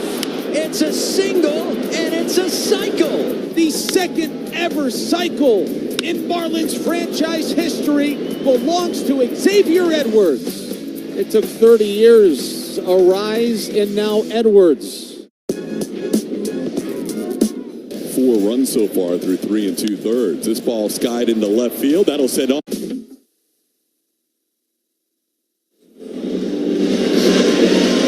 Cade Smith is on in relief with 2 outs and the base is empty after the huge defensive play by John Kenzie Noel as he cut down Justin Henry Malloy trying to stretch a single into a double. So Matt Vierling bats with the bases empty against Smith, who pitched yesterday, 4 hitters. He struck them all out. Or excuse me, Saturday.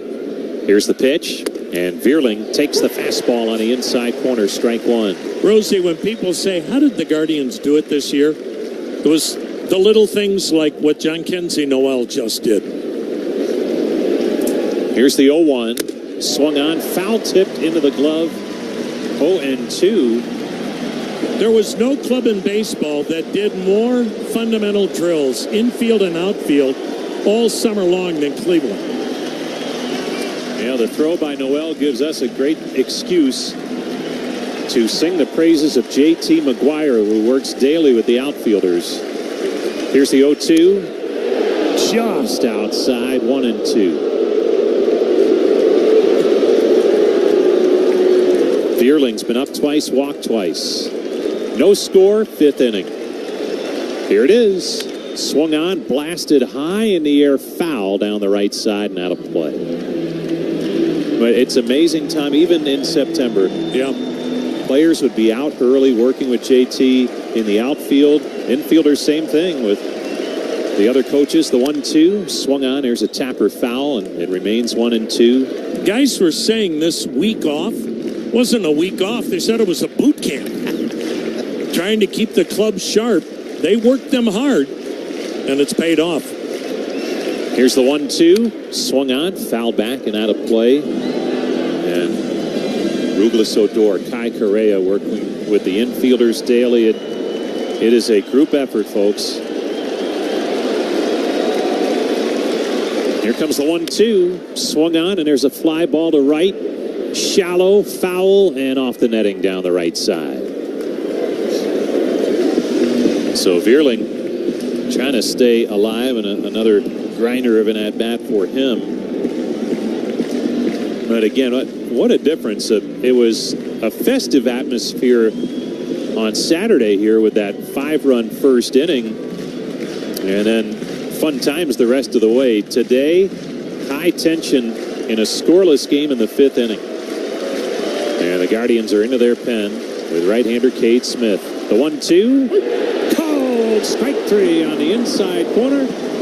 Smith does it again, and the side is retired. 4.5 complete in downtown Cleveland. The Guardians nothing, the Tigers nothing on the Cleveland Clinic Guardians Radio Network.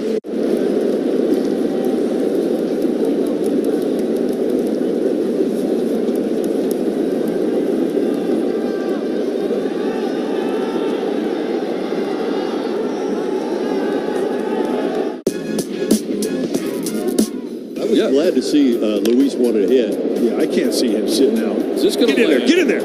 It will. Same where the other went the other night. 2 of them. He had a double and a triple on that same spot the other night. And he's got himself a double here to lead it off. And look at his teammates. I think his teammates know as well. They want that ball. Get that ball back in. It's worth another look. Change up and away to the pull side. Pitch. High fly ball out towards right center field. Pete Crow Armstrong at the wall. Jumps. And he made the catch. Oh, baby.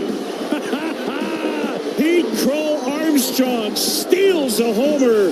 And that is how this one comes to an end. And the Cubs win the ball game. Pete Crow Armstrong with a dazzling display of defense tonight.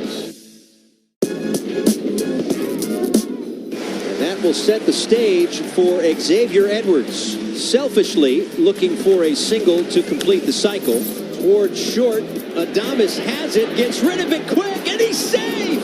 It's a single, and it's a cycle! The second ever cycle in Marlins franchise history belongs to Xavier Edwards. It took 30 years, a rise, and now Edwards. There's always that opportunity, yeah, but I think you have to throw at least one. Flying down the left field line, it is a fair ball. 1 run scores. 2 runs score. Everybody scores. It's a bases clearing. Big pinch hit for Abanez, and it is 5-2 Detroit. Oh my goodness, what a big hit off the bench off of Josh Hader.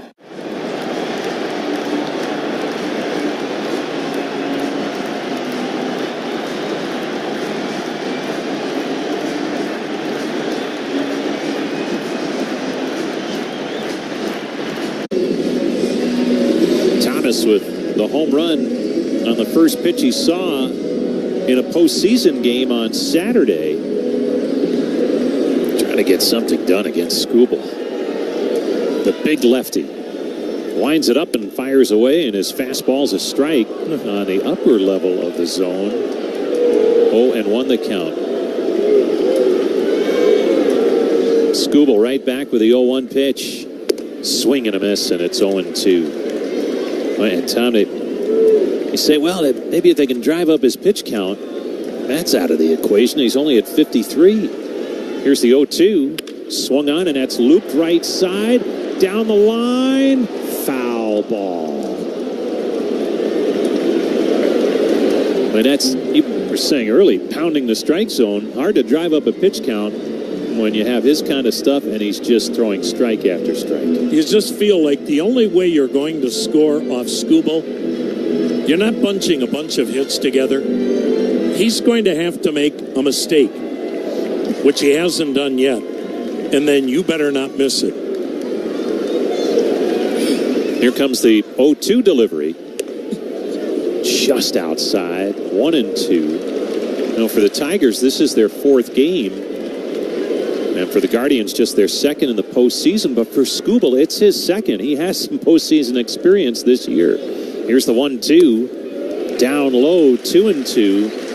So there's nothing like an inordinate amount of days off between a start for him. He's right on rotation just about. The 2-2. Swing and a miss, strike 3. Oof. Blew it right by him. And there's 8 strikeouts now for Tarik Skubal.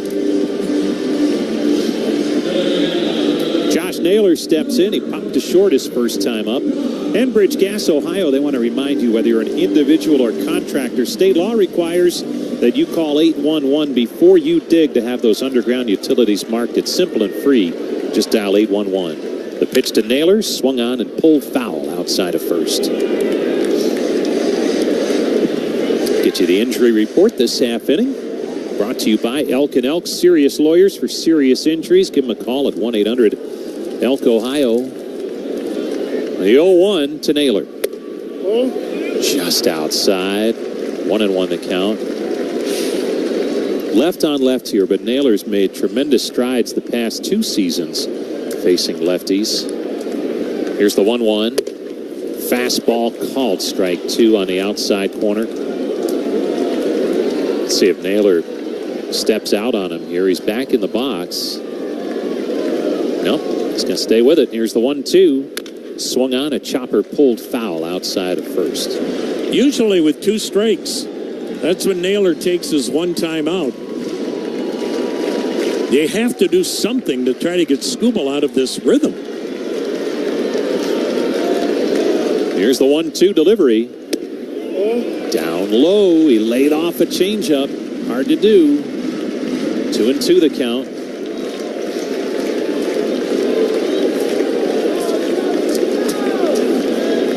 Now the 2-2 pitch.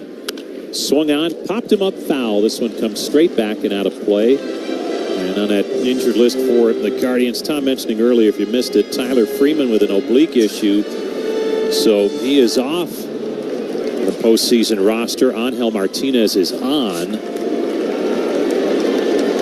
Here's the 2-2. Swung on, and that's drilled. Right center field. It gets down for a base hit.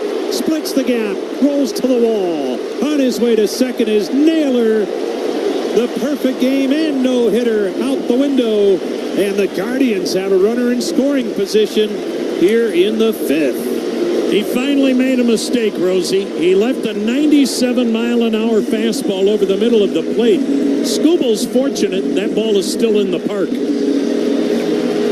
Not many better fastball hitters than Josh Naylor. He handles velocity well. And he has a double.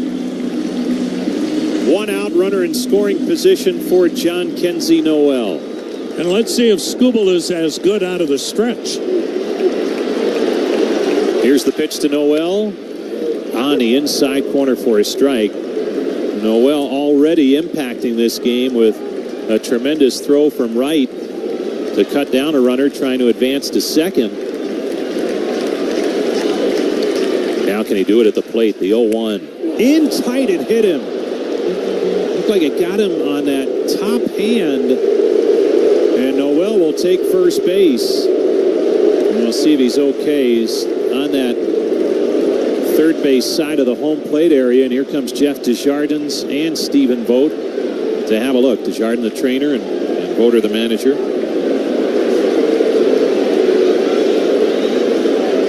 Again, when you have not worked out of the stretch the whole day, you're in a great rhythm. He had retired 13 in a row, all out of the windup. First time he works out of the stretch, he hits the batter. Now, it's not that it's a foreign territory for Skubal, but you never know. When a guy hasn't been in this position all game long, if it takes him a little while to find that same groove or rhythm, and how guys don't suffer more broken hands when you get hit like Noel did seems to be almost a minor miracle. Yeah, you may be able to tell. He's staying in and trotting down to first base. Andres Jimenez will be the batter. And you get the feeling there may not be many opportunities, certainly not with Skubal in the game. The Guardians have a scoring chance here in a scoreless game, 5th inning. Jimenez struck out first time. Left on left. Here's the pitch. Swung on, ground ball to the second baseman. Flip to the bag for one. Sweeney to first, double play. And Skubal's out of the inning. And man, is he fired up, shouting as he heads back to the dugout as he worked out of the jam. 5 complete in downtown Cleveland. Guardians nothing, Tigers nothing on the Cleveland Clinic Guardians Radio Network. The J.M. Smucker Co. makes food that appeals to every generation of people and pets. Its brands are a staple in consumers' pantries nationwide through its iconic products.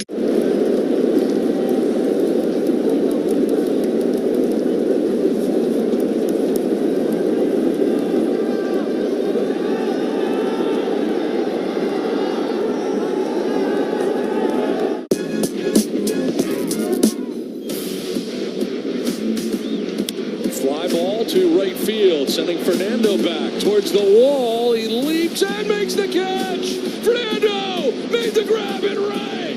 Why? Because he is Fernando. Time the leap, brings it down. Says no.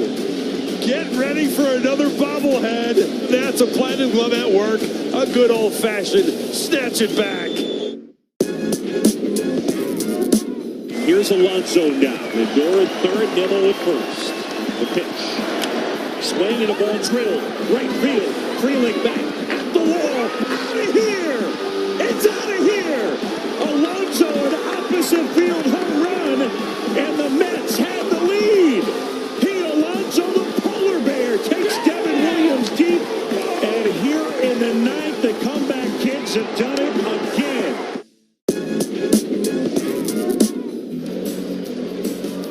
Swing and a drive deep toward left. Number 2,000, a home run. Paul Goldschmidt's first career hit came in 2011 against Matt Cain. Number 1,000 against German Marquez and the Colorado Rockies 7 years ago. And tonight, July 26, 2024, number 2,000 against Kyle Finnegan, a 2-run homer. Lawrence Butler time. He gets a hold of one early, and this ball's gonna fly on out.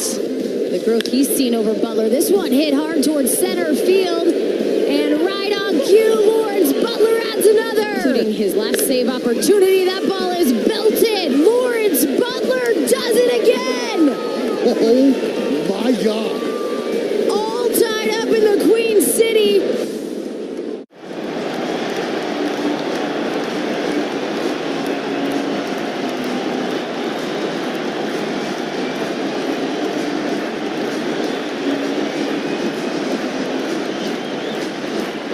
Smith, second inning of work, will face Colt Keith. Colt Keith, the rookie's second baseman, will then stay in the game and play second.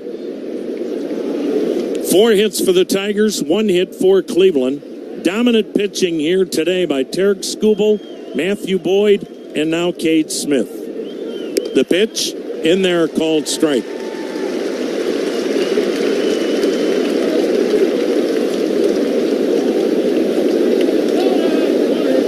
The next delivery, swing and a miss. High heat, 0-2. We've talked about it throughout the course of the season. So if you've listened a lot, sorry to be redundant.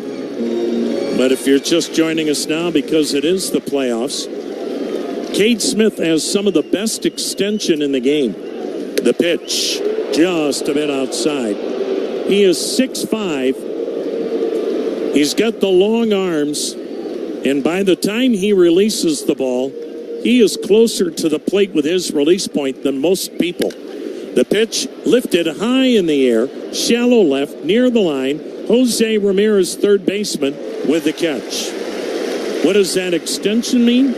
Well, one, you're releasing the ball closer to the hitter. And so in the case of a guy like Cade Smith, the radar gun may say 95, 96. The hitter thinks it's about 100. It just gets on top of the hitter so quickly, and he's got that late life with that great extension. Riley Green takes outside a ball. Not many people have ever had a better rookie season out of anyone's bullpen than Cade Smith has had. The pitch, down and in, 2-0. Cade Smith this year made 74 appearances, struck out 103 in 75 innings. Now the 2-0 pitch, swung on, lifted in the air to deep left. Back goes Kwan in the corner, makes the catch. Boy, that ball had some carry the other way for Riley Green. For the Tigers, this is a moral victory. Prior to this inning, 5 batters had faced Cade Smith in this series and all had struck out. Smith became the first pitcher in American League history to ever strike out the first 4 players that he faced in a postseason debut. Here's Winsel Perez, sends one out of play to the left, strike 1. You can tell now that the hitter is seeing the ball better. The bottom line, though, it's still hard to hit Cade Smith and Tarik Skubal, even when you're not dealing with the shadows. Now the 0-1, swing and a foul tip, 0-2. 2 down, 6th inning, Tigers batting. They haven't scored a run in this series. Tigers on Saturday, shut out on 4 hits. They have 4 hits today. Cleveland has 1. Now the 0-2 pitch. Swing and a miss. Got him with the heat. Cade Smith strikes out Perez. Middle of the 6th. Still nothing but donuts on the scoreboard here in downtown Cleveland. A swing and a drive. Gone! Steve.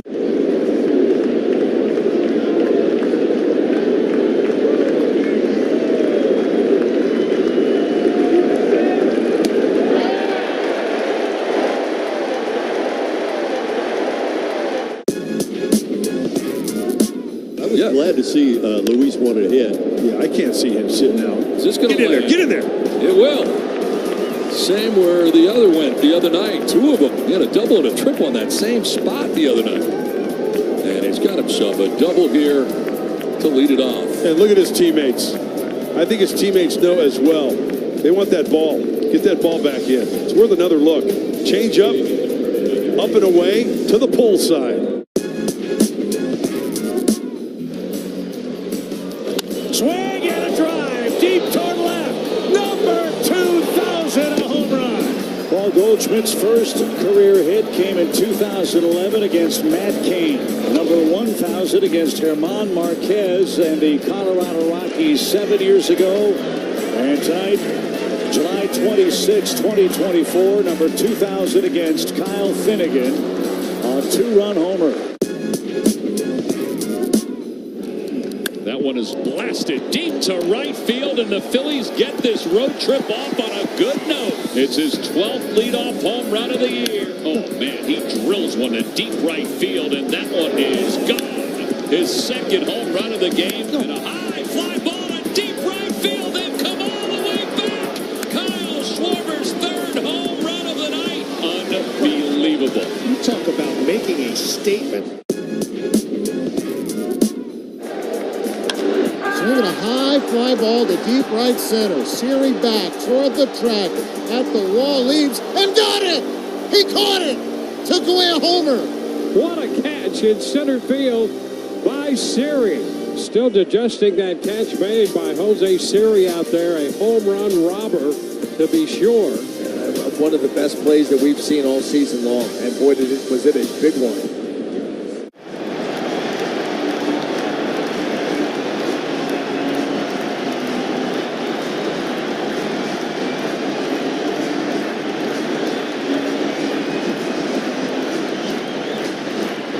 Explained to him his extension. That's when the light bulb went off and we saw him rise through the organization so quickly to get here. The best way I can say it, someday, somewhere, someone told Tom Hamilton he had a great voice. That didn't mean he was going to be a great broadcaster. Oh, boy. Thank you, Andre, as Austin Hedges takes outside corner a strike from Tarik Skubal. Hedges struck out his first time up. No score, bottom of the 6th. Skubal has been dazzling. The pitch swung on, a high bouncer to short. Routine for Sweeney. He'll throw over. 1 down.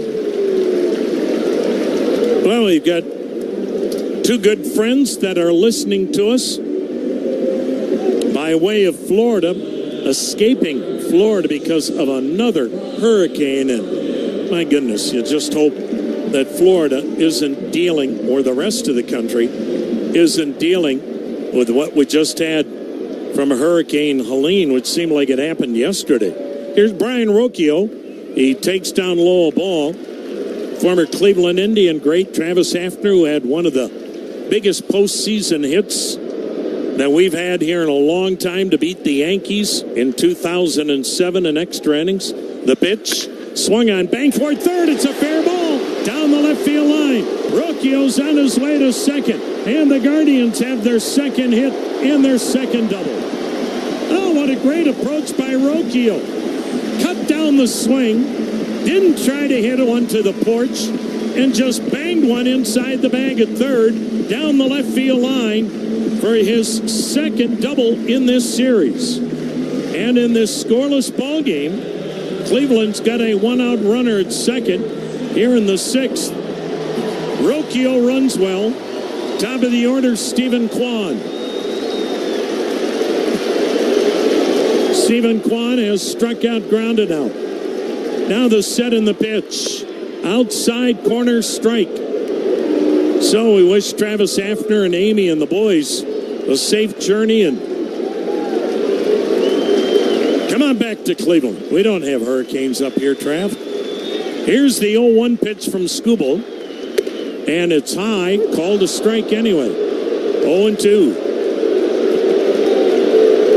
Quan has played as an opposite field hitter, medium deep toward left.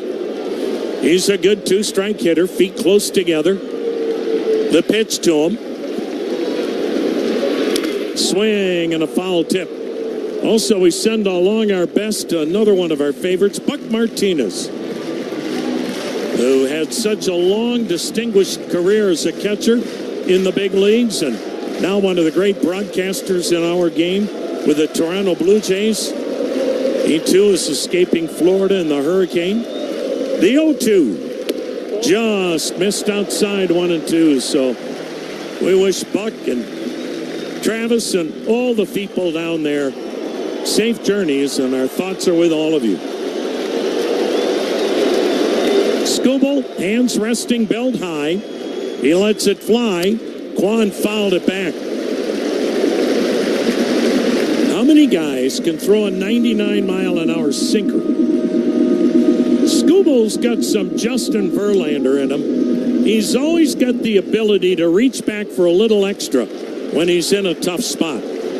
Runner at second, one down, no score. Now the 1-2 pitch. Swung on, sliced to left, but foul. We'll do it again at 1-2. Quan quickly got down in the count, 0-2. Now he'll see his seventh pitch. Batted .352 before the All-Star break, made the All-Star team. Now the 1-2. Down low and a little outside, not by much. And the count evens 2-2. Quan is so confident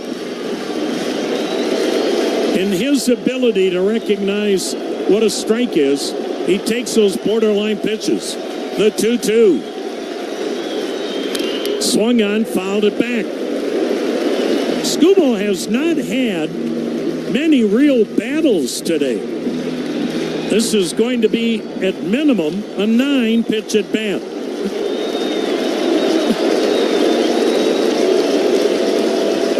Now the 2-2. Swung on, ground ball, base hit into left. Rocchio hits third. He'll be stopped. Green got to the ball in a hurry, and a good job by third base coach Rudy Odor, or Rocchio would have been a dead pigeon at home plate. What an at-bat by Stephen Kwan, serving one into left field on the 9th pitch of the at-bat. And that'll bring a visit from pitching coach Chris Fetter. And again, you don't get many, if any, opportunities to score against Skubal. And now Cleveland's got runners at the corners, one down in the 6th with David Fry, the batter. And you better capitalize right here. Tom, we talked so much in the open about strikeouts and how big a factor they're going to play in today's game. Good contact approach by back-to-back hitters. Rocchio first to double, And then Kwan with a tremendous at-bat, spoiling pitch after pitch, and just putting it in play with good results. David Fry's grounded out twice to third. Tigers play the infield back double play depth. This sellout crowd all on their feet at the corner of Carnegie and Ontario. Game 2 scoreless in the 6th. First and third, one out. Skubal's ready. Here it comes. A swing and a miss on a changeup. Well, you know what Skubal wants here. He had 228 of them to lead the American League in strikeouts. He needs one here now. The set. The pitch. Inside, missed with a change, and the count 1-1. Infield back, double play depth. Outfield pulled around toward left and fairly deep. Good speed on the bases. The pitch. Swung on a chopper to short. Sweeney charges, goes to second one. Relay to first, a double play. He got out of it again. We've played 6. Cleveland and Detroit scoreless on the Cleveland Clinic Radio Network. The Guardians are the professionals on the diamond, and Peter & Company Jewelers are the diamond professionals off the field. They're located in Avon Lake, and you can shop in-store or online at peterjewelers.com. Peter & Company Jewelers, where Cleveland gets engaged. At Discount Drug Mart, we work hard to keep our patients up to...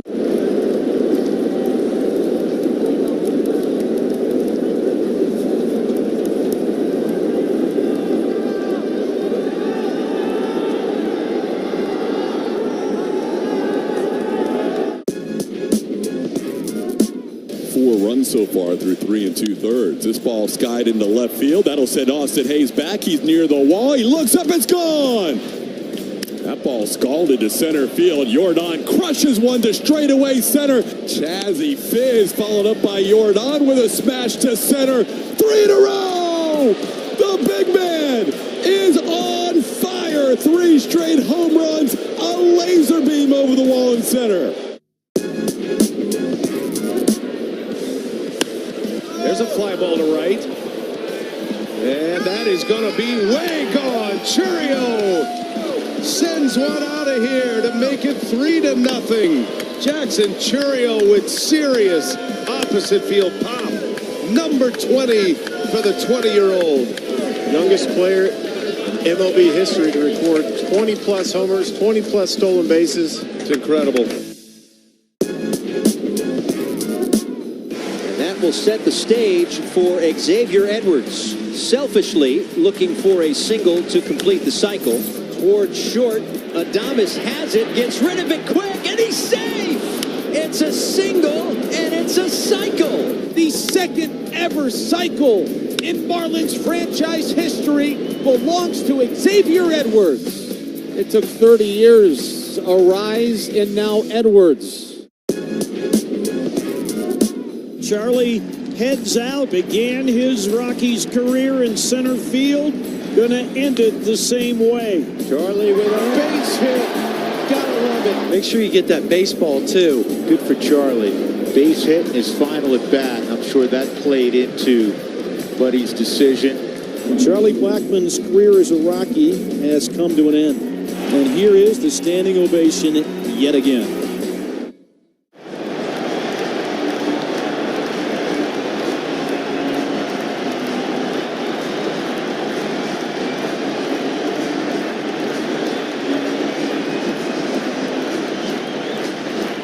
Pete Smith, his third inning of work. Tim Herron ready in the pen. Spencer Torkelson almost got nicked by that pitch, zipping under his arms for ball 1. Pretty sure Smith will face Torkelson, then we'll see Tim Herron. The pitch. That's a called strike on the outer edge. Cleveland is very cognizant and has been all year long, holding these relievers to right around 20 pitches. That's why they've been able to have 5 guys make 70 appearances or more. They have really been cognizant of how much work, but it's still a heavy workload. The pitch waved at 1-2. But come October, some of those rules changed just a little bit. Well, we always go back to 16. Andrew Miller changed some of those rules, didn't he? Now the set in the 1-2. Fouled upstairs. As Tito said in October of 2016, I didn't come here to play it safe. The club was decimated in the rotation with injuries. Now the pitch, swing and a foul back. And really, at the end of the day, you were down to two healthy starters, Josh Tomlin and Corey Kluber, once Trevor Bauer pitched that magnificent game against Boston, but then had the drone accident. The pitch inside 2-2. Bauer was able to keep pitching, but he was never the same. And then the show that Brian Shaw, Andrew Miller, and Cody Allen put on, along with Tomlin and Kluber. The pitch swung on, socked high in the air, foul, near the Tiger first base dugout. Cleveland's converging. Naylor makes the catch, takes a step down the dugout, hangs onto the baseball, and that is out number one as Torkelson fouls out to the first baseman. Here comes Stephen Vogt, and the rookie manager who's done such a brilliant job this year. Remember, 2 years ago, he was still playing. He'll go to Tim Herron, and they're already on their feet, about to give Cade Smith a thunderous ovation. We are scoreless here.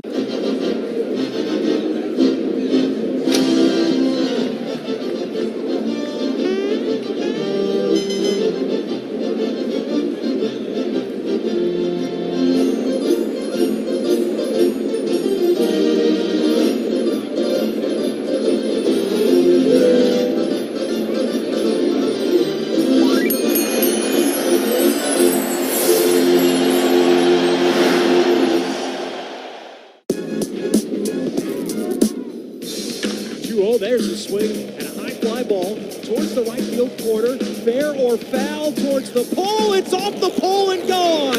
Pavin Smith, his fifth of the year. Pavin swings. That's belted. Deep left field. Alvarez turns. Walks. It's gone. A grand slam. Second home run.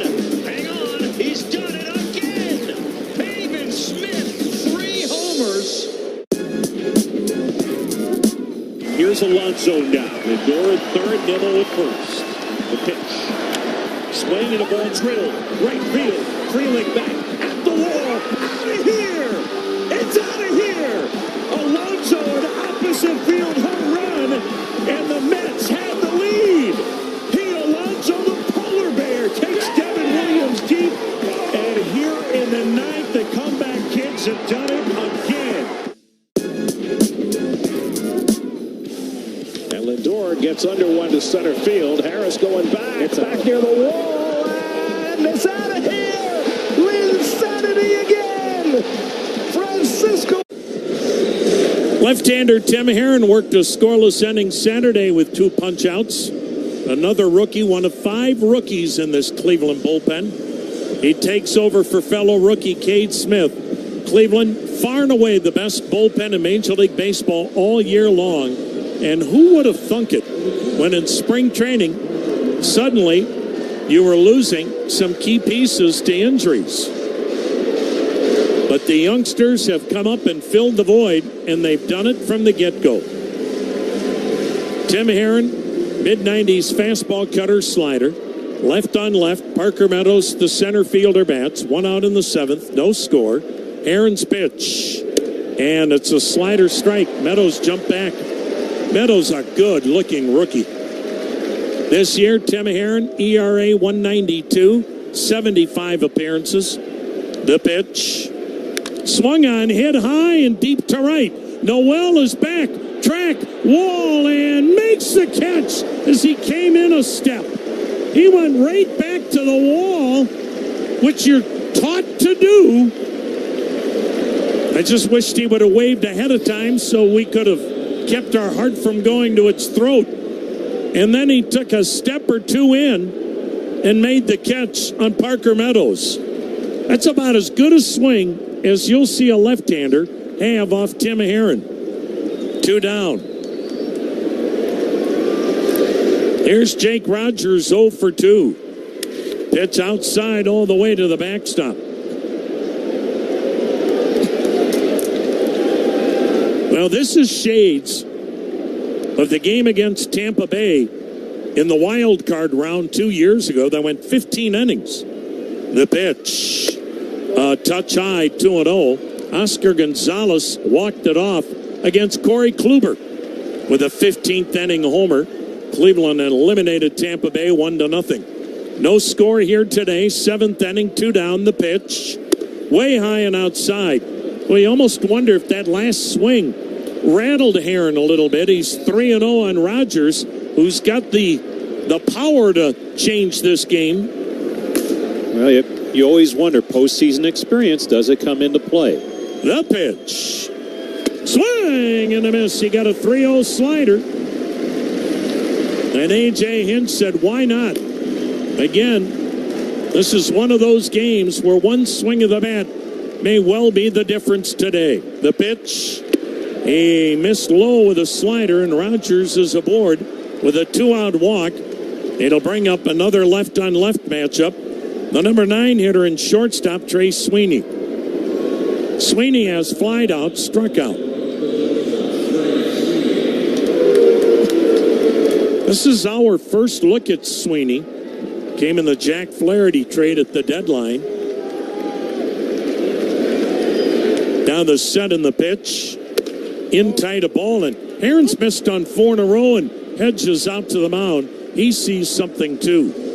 Yeah, Austin Hedges, almost that extra pitching coach that can go out there and try and calm Heron down, and if he does see something, get him back on track.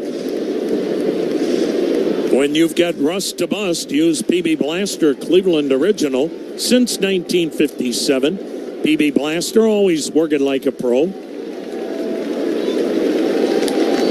Rogers at first, 2 down, 7th inning, no score. Heron's ready. Here it comes. Swing and a miss. Helmet goes flying. Trey Sweeney played collegiately at Eastern Illinois. First round pick by the Yankees. Traded to the Dodgers, then traded to the Tigers. Now the pitch. Missed low, 2-1. Well, this bullpen has been so automatic that you're almost startled to see a runner on. Now the 2-1 delivery. Swing and a foul back. Had a good rip. 2-2. Tim Aaron, he played collegiately at Indiana. 29th round pick 6 years ago. That means today he would not have been drafted. Now the set. Now the 2-2. Swing and a miss. Slider got him. 8 strikeouts for Cleveland pitching. It is stretch time at the corner of Carnegie and Ontario. Cleveland nothing. Detroit nothing. Game 2 of the division series on the Cleveland Clinic Radio Network. At Bet365. Maybe that swing. Drives it in the air. Deep left center. Judge leaping. And he made the catch. Oh, Aaron Judge. What a play. He does it all. And there's the double play. Send him to Monument Park now. What a double play by the Yankee defense, and what a catch by the captain. What a way to end the inning.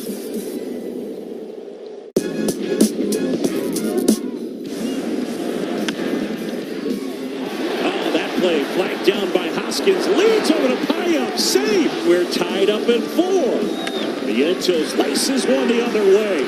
It's a 2-run single for Vientos, and the Mets have a 6-4 lead. Grounds one through the right side. That's a base hit. JD Martinez off the bench knocks in 2, and the Mets have opened up an 8-4 lead. Charlie heads out, began his Rockies career in center field, gonna end it the same way. Charlie with a base hit. Gotta love it. Make sure you get that baseball, too. Good for Charlie. Base hit in his final at bat. I'm sure that played into Buddy's decision. Charlie Blackmon's career as a Rocky has come to an end. And here is the standing ovation yet again.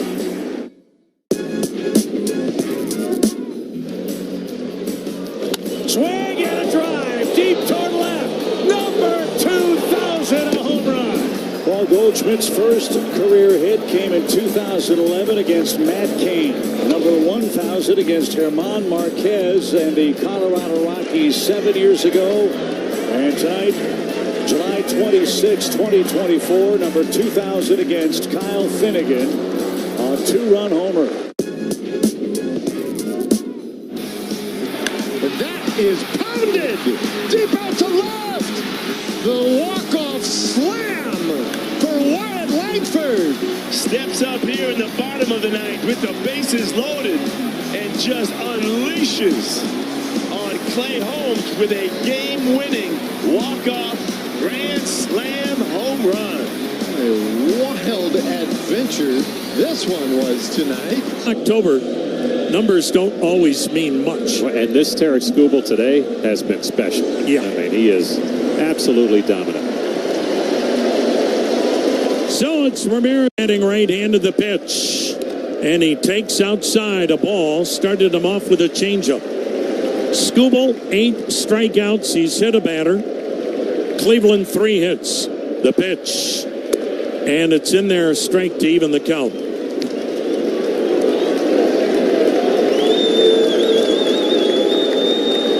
The lefty kicks and fires. Ramirez bounces one weakly to first. Torkelson scoops, beats Hosey to the bag. 1 down. Good changeup. Had him out front. That'll bring up Lane Thomas, but now a station ID.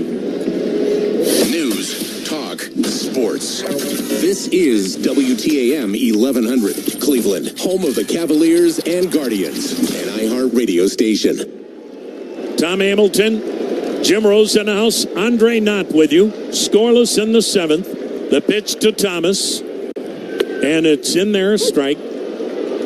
Johnny Goldsmith in the booth. Brian Motze, the incomparable Brian, back at command center. No score, bottom of the 7th. 1 down, the pitch. And it's high, and a 1-1 count. Skubal has a better than 2-to-1 strike-to-ball ratio today.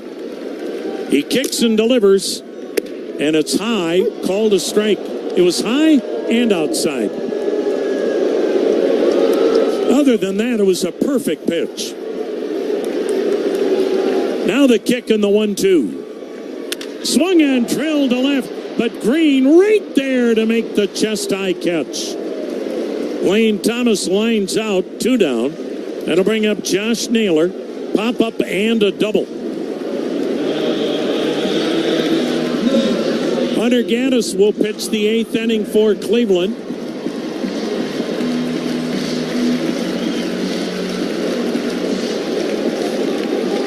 Two down, no score, 7th inning, left on left. Naylor 1 for 2, a double. He takes a heater strike. Looks like Tyler Holton, who started the game Saturday, warming in the Tiger bullpen. Now the 0-1. Swung on, grounded to third. Routine for Vierling. Well, we're going to see Skubal in the 8th. He's only had 92 pitches. That was a 9-pitch 7th inning. And we go to the 8th. Still scoreless at the corner. Can Josh Naylor nail it down? A swing and a drive to deep right. A 4-pitch walk to Soto, and they're loaded for Aaron Judge. Judge cranks one. Deep left field, a grand slam, and the Yankees have the lead. Right on cue.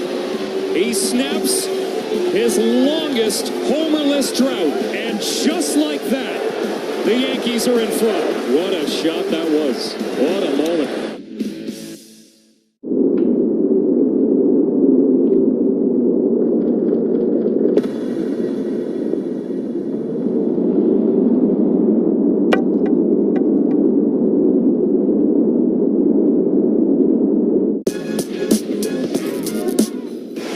Will set the stage for Xavier Edwards. Selfishly looking for a single to complete the cycle Towards short, Adames has it, gets rid of it quick, and he's safe!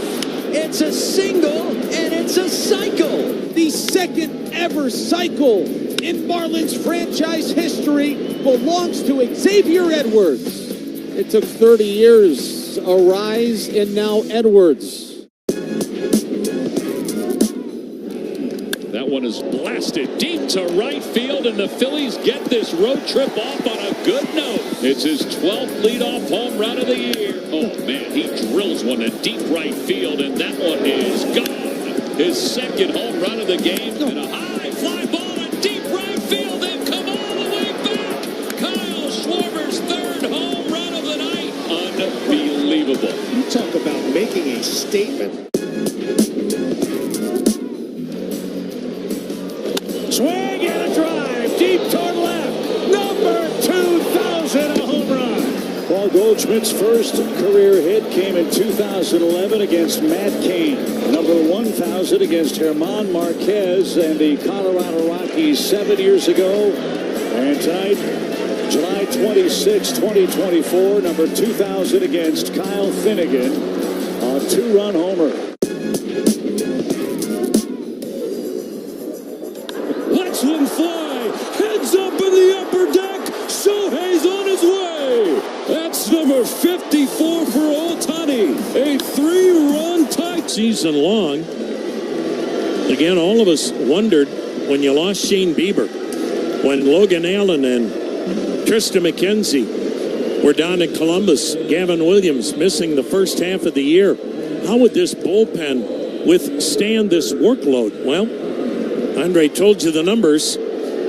They really do minimize the amount of pitches because they get ahead early in the count. And here's Hunter Gaddis, who made 78 appearances, had 33 holds, a 157 ERA, and a first pitch strike. To the new leadoff hitter, pinch hitter, Kerry Carpenter, as he bats here in the 8th inning for Justin Henry Malloy and takes over the DH role. Carpenter, good power. No score, the pitch, down low, 1 ball, 1 strike. Carpenter, in the regular season, had 18 homers. And again, the deeper this game goes, the more you think one swing of the bat will swing the game. The pitch, fouled straight back, 1-2 the count. Hunter Gaddis, mid-90s fastball, good slider, and a devastating changeup. And again, a guy that will throw any of those 3 pitches at any point in the count.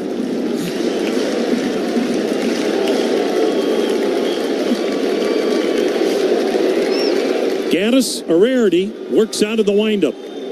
The right-hander from outside Atlanta delivers a touch high, check swing, didn't go, and the count 2-2. Matthew Boyd went 4 2/3, shut out his former team on 4 hits, struck out 5, walked 2.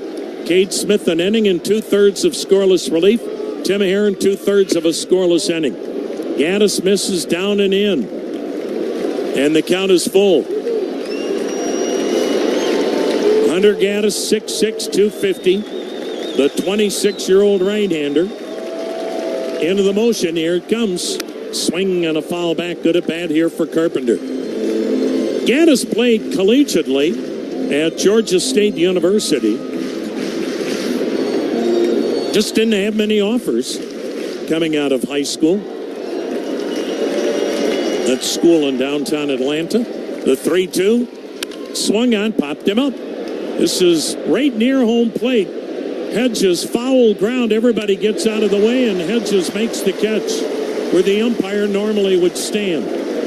So good battle there, but Hunter Gaddis gets Gary Carpenter to foul out, and that is out number 1, and that brings up Matt Vierling, 2 walks and a strikeout.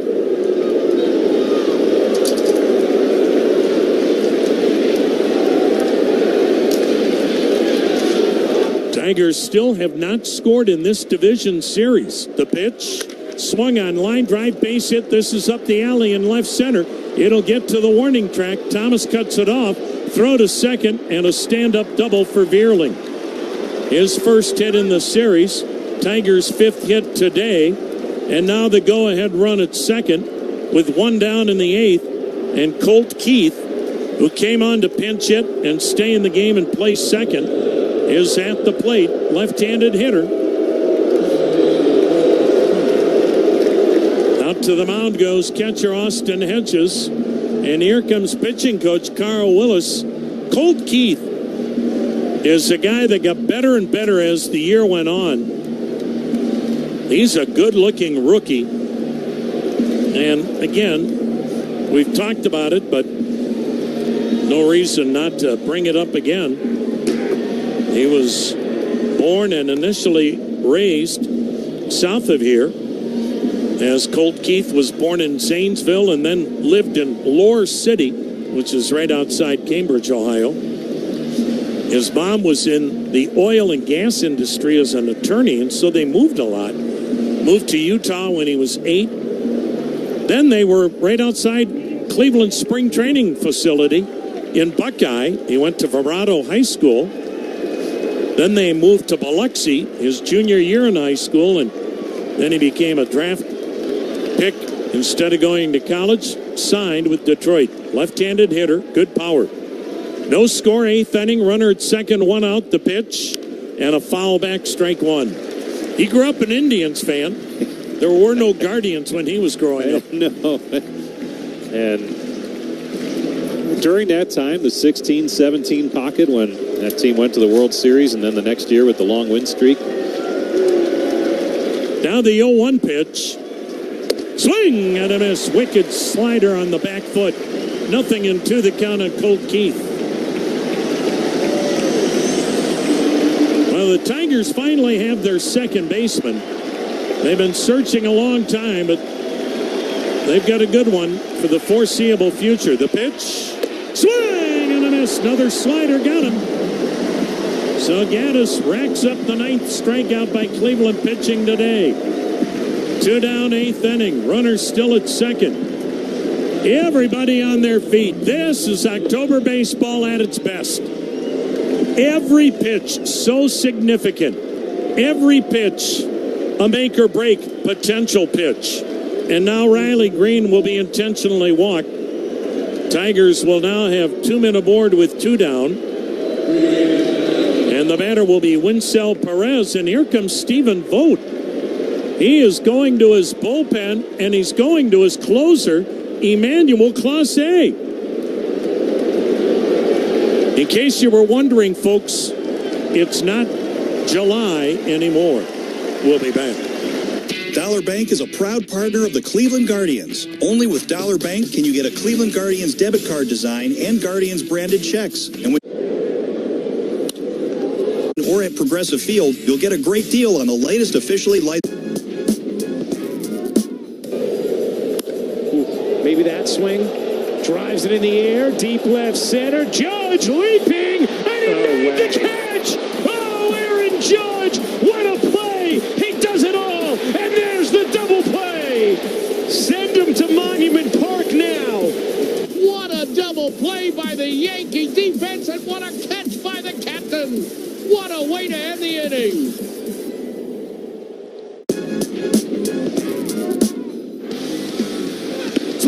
Strike 3. It was 105.5 miles an hour. No way.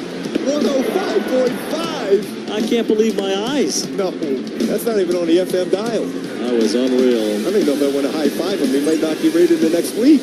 Well, light your hand on fire. Yes. 105.5. Punch out Tommy Edman.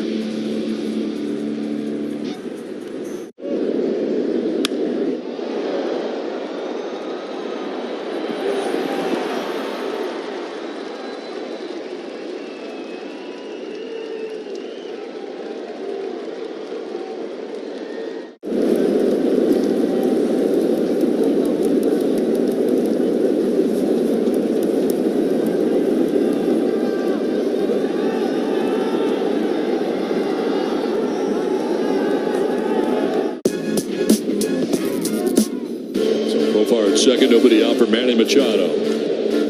Machado hits one to right center. Innings. Emmanuel Clase now comes on to pitch. with runners at first and second, 2 down. This ball game is scoreless in the 8th. Emmanuel Clase, he along with Tarik Skubal, one would think are the top 2 American League Cy Young candidates. Both very deserving, both having sensational seasons. Clase faced the Tigers Saturday, went a scoreless inning with a strikeout. The one thing, too, you've got to remember about a closer. Very seldom do they come into a jam. Usually it's a clean inning. Perez, the batter, takes a strike. 100-mile-an-hour cutter and a slider for Clase. Led the American League with 47 saves. The pitch, high, 1-1 the count. Emmanuel Clase, in 74 appearances, gave up 5 earned runs this year. Now the set, now the 1-1 pitch. Swing and a miss. 1 ball, 2 strikes. Winsel Perez, switch hitter, batting left-handed. 33,650, many decked in red on their feet. 2 out, 2 on, 8th inning, no score. Here's the 1-2 delivery. Swung on, line drive toward the gap, left center, diving Kwan. He made the catch! Unbelievable! A diving, backhanded catch in the alley in left center. Now the Tigers still running the bases like the ball wasn't caught. This will be challenged. When that left the bat, you thought no chance that that ball will be caught. But the Tigers will challenge the call. Kwan breaking in and toward the gap in left center made a sensational diving backhanded catch, or so it was ruled. We're looking at a replay now, and he trapped it. That is going to get overturned by New York. That's why the Tigers kept running the bases as Vierling scored, which would put Detroit up 1-0.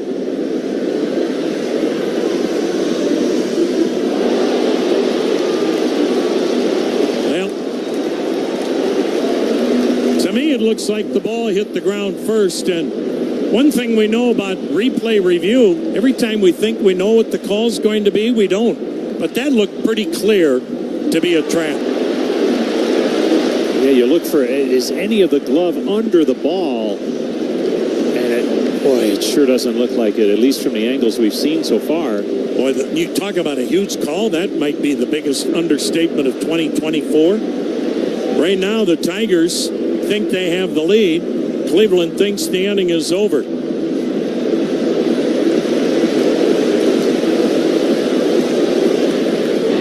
The call on the field stands. The runner's out. Detroit has 1 challenge remaining.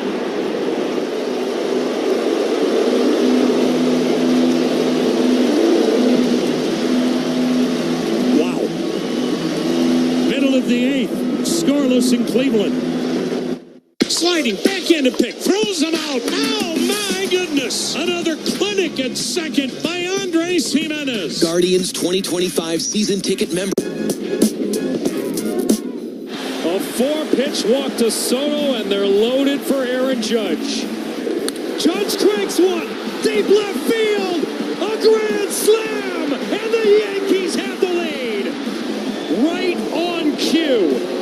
He snaps his longest homerless drought, and just like that, the Yankees are in front. What a shot that was. What a moment.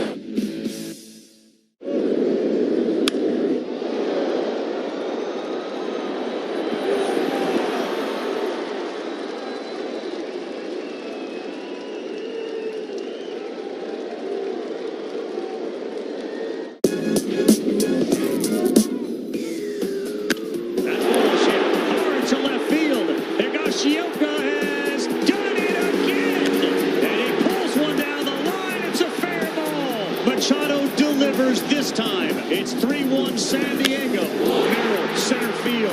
Harris back. He can't get it. San Diego has opened it up here in the second. They lead it 5-1. And what a shot from Merrill.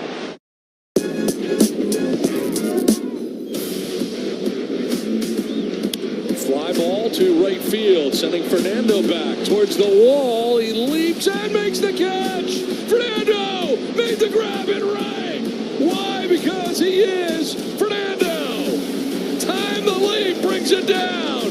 Says no. Get ready for another bobblehead. That's a platinum glove at work. A good old-fashioned snatch it back.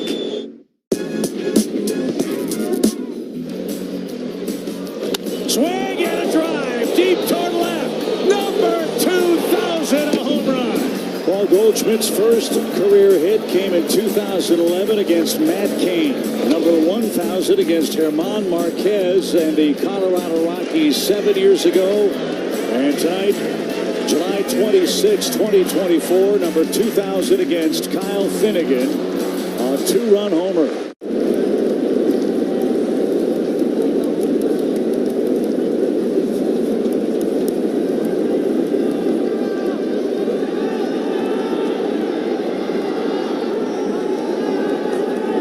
For John Kinsey Noel. Well, Stephen Kwan, with as great a catch as he may ever make in his Major League career when you consider what's at stake. Wow. Will Brennan leads it off. He's been a good pinch hitter. The pitch, and it's in there, a called strike. Brennan had 6 base hits pinch hitting this year. Vest, the set, the right-hander, lets it fly. Brennan check swing, a strike called, 96 miles per hour. Vest, fastball, slider change. In the regular season, Will Vest made 69 appearances. The pitch drilled foul down the left side, still 0-2. He had a 2.82 ERA. Well, evidently, what they believed in New York, the replay crew, is that while we saw the ball take a little bounce almost like a short hop, Kwan must have had his glove under it all the time. Brennan drills one down the left field line, foul. Count stays 0-2. Based on the replays we saw, I thought it was a trap, but again, they have a much different set of looks that maybe they could see a glove under it. Had to be, Rosie. You may have a hard time convincing Detroit. The pitch downstairs, 1-2. I think they have the ability to zoom in on certain spots, and if they were able to do that, maybe that's what they saw, a little bit of the glove underneath. Still no score in the 8th. The 1-2 pitch swung on, a little looping liner to left center, but Parker Meadows cruises over. Center fielder grabbing it for out number 1. Well,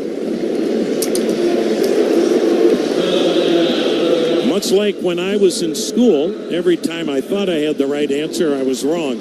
I thought that call was going to be overturned, and Detroit would have had the lead if it's overturned. Yeah, a game like this, you have to have a little controversy, right? Here's Andres Jimenez. Now the set and the pitch. Swing and a miss, throwing it by him at 96, up around the letters. Wow, what a ball game. 5 hits Detroit, 3 hits Cleveland, no score, bottom of the 8th. Vest is ready. Here it comes. Slider dips low, 1-1 the count. Cleveland's bullpen, the best in baseball. But the Detroit Tigers bullpen was sensational down the stretch. The next delivery, and it's swung on, popped up foul third base side out of play. And the count, a ball and 2 strikes. So you literally have 2 of the best bullpens in the American League. These 2 ball clubs were both second in the American League in pitching, as both Cleveland and Detroit had team ERAs of 3.61. And we're seeing it again today. A swing and a miss on a fastball away. Jimenez strikes out. 2 down in the 8th. Catcher Austin Hedges is going to be lifted for a pinch hitter. Kyle Mansardo will pinch hit. Bo Naylor will then take over the catching duties. Boy, don't ever discount how critically important Austin Hedges was today to this Cleveland pitching staff, navigating them through 8 scoreless. Mansardo takes down low a ball. This kid was a different player when he came back a second time from Columbus. Kyle Mansardo bats with 2 down, no score, 8th inning. He checks on a pitch a little bit high. He showed that home run power.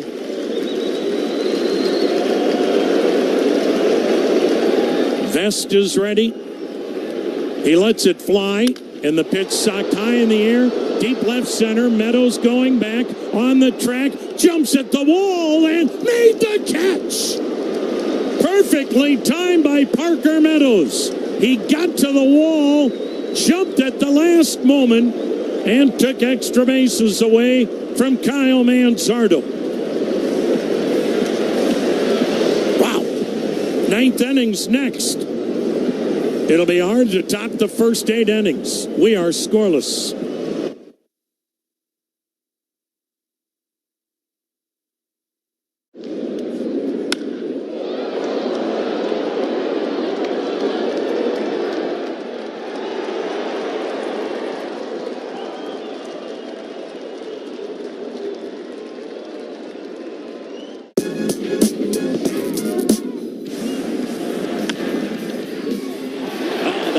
Flagged down by Hoskins, leads over to Payam, save. We're tied up at 4. Vientos laces one the other way. It's a 2-run single for Vientos, and the Mets have a 6-4 lead. Grounds one through the right side. That's a base hit. JD Martinez off the bench knocks in 2, and the Mets have opened up an 8-4 lead.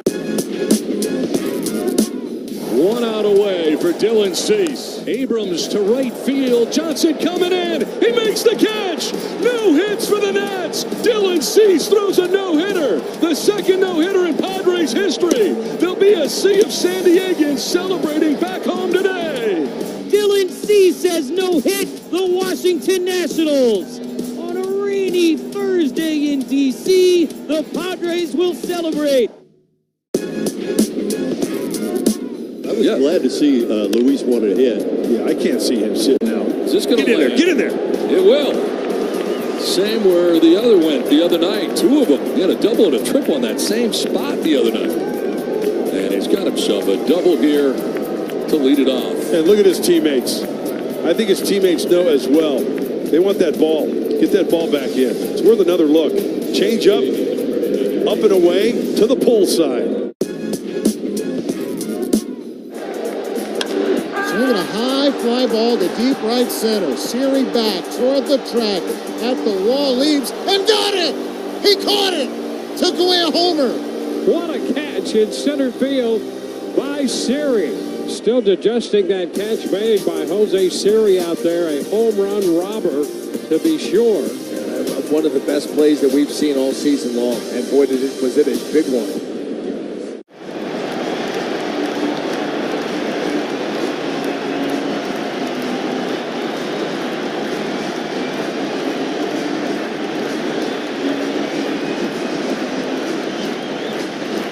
Stephen Kwan, last inning, where Detroit would have the lead. Spencer Torkelson 0 for 3.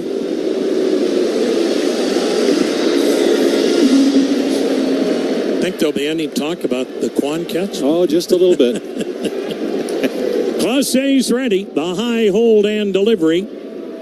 And he just missed outside, ball 1. Yeah, but with Stephen Kwan, that decision to go for it or lay back and play it safe, not in this kind of game, and he took that chance. The next delivery. Wow. Well, called a ball. I'll just leave it at that. Will Brennan now playing in right field.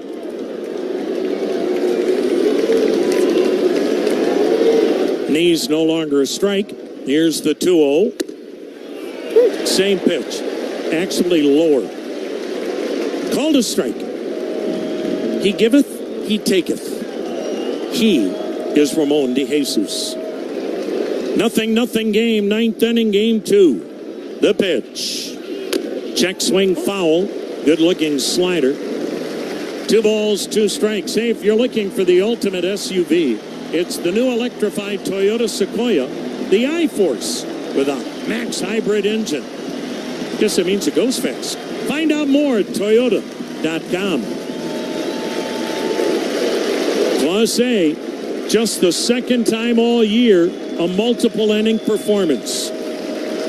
Here it comes. Fouled it back. Did Torkelson. 2-2 the count.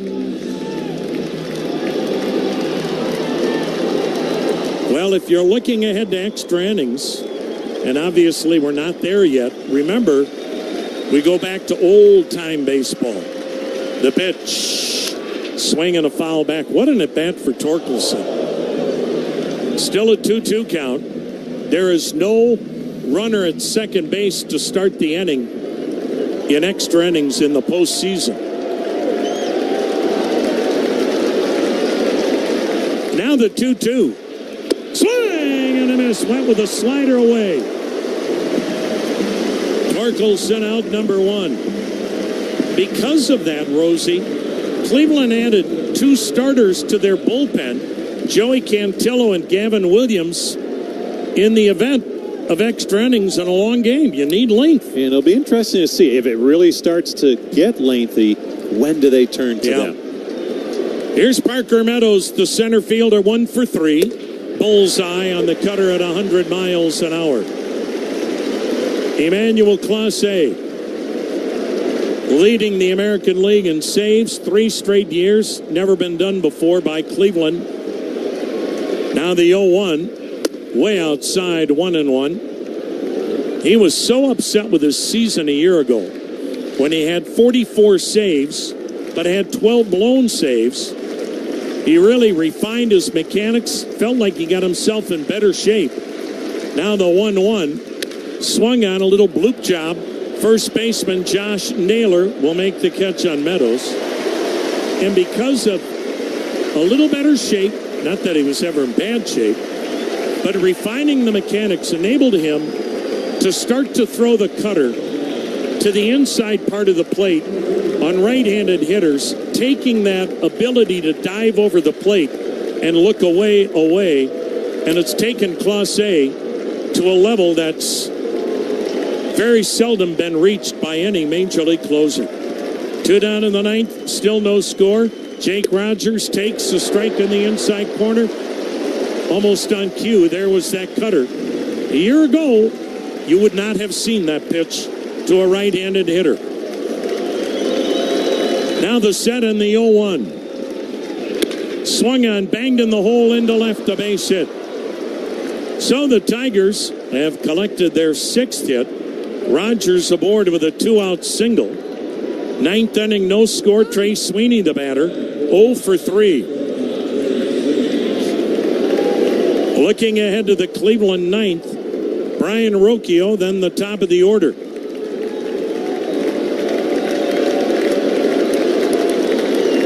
And the Tigers will bring in another hard thrower, right-hander Bo Brisky. Now the set, now the pitch. Checked on a pitch up, ball 1. Outfield not very deep for Sweeney. Almost straight away. Clase lets it fly. The pitch swung on, base hit in the gap in right center. Over to cut it off is Lane Thomas. He'll hurry the throw into second. Stopping at third is Rogers. Sweeney with a single. And a gasp from Progressive Field. They haven't seen Clase give up 2 hits in an inning. Here comes pitching coach Carl Willis out of that third base dugout. Again, just the second time this year, Clase has worked multiple innings.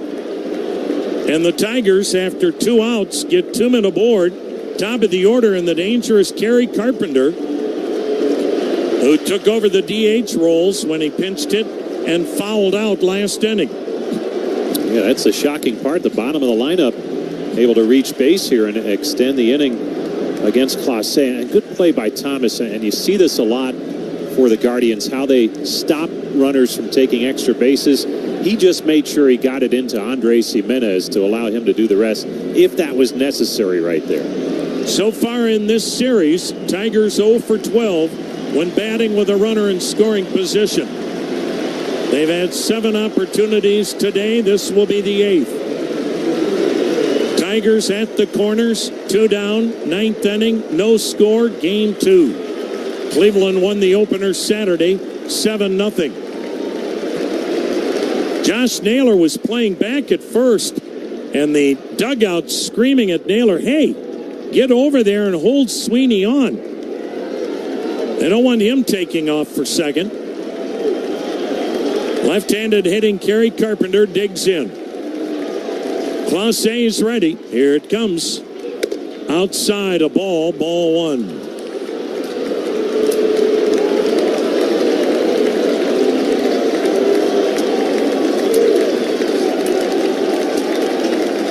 Clase, pitch number 20 of this appearance. Outside ball 2. Matt Vierling, a right-handed hitter, waits on deck.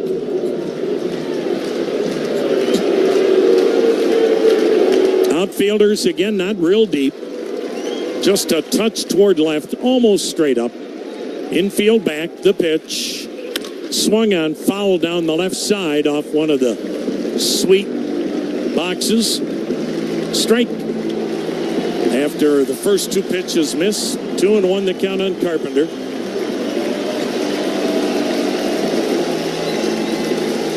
Well, drama in downtown Cleveland.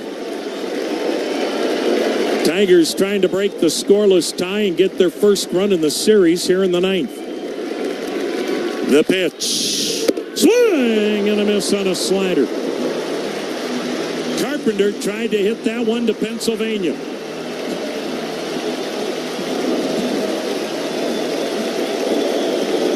Two and two the count. Clase's ready. Here it comes. Swing and a foul at the plate. Came back with a slider. We'll do it again at 2-2.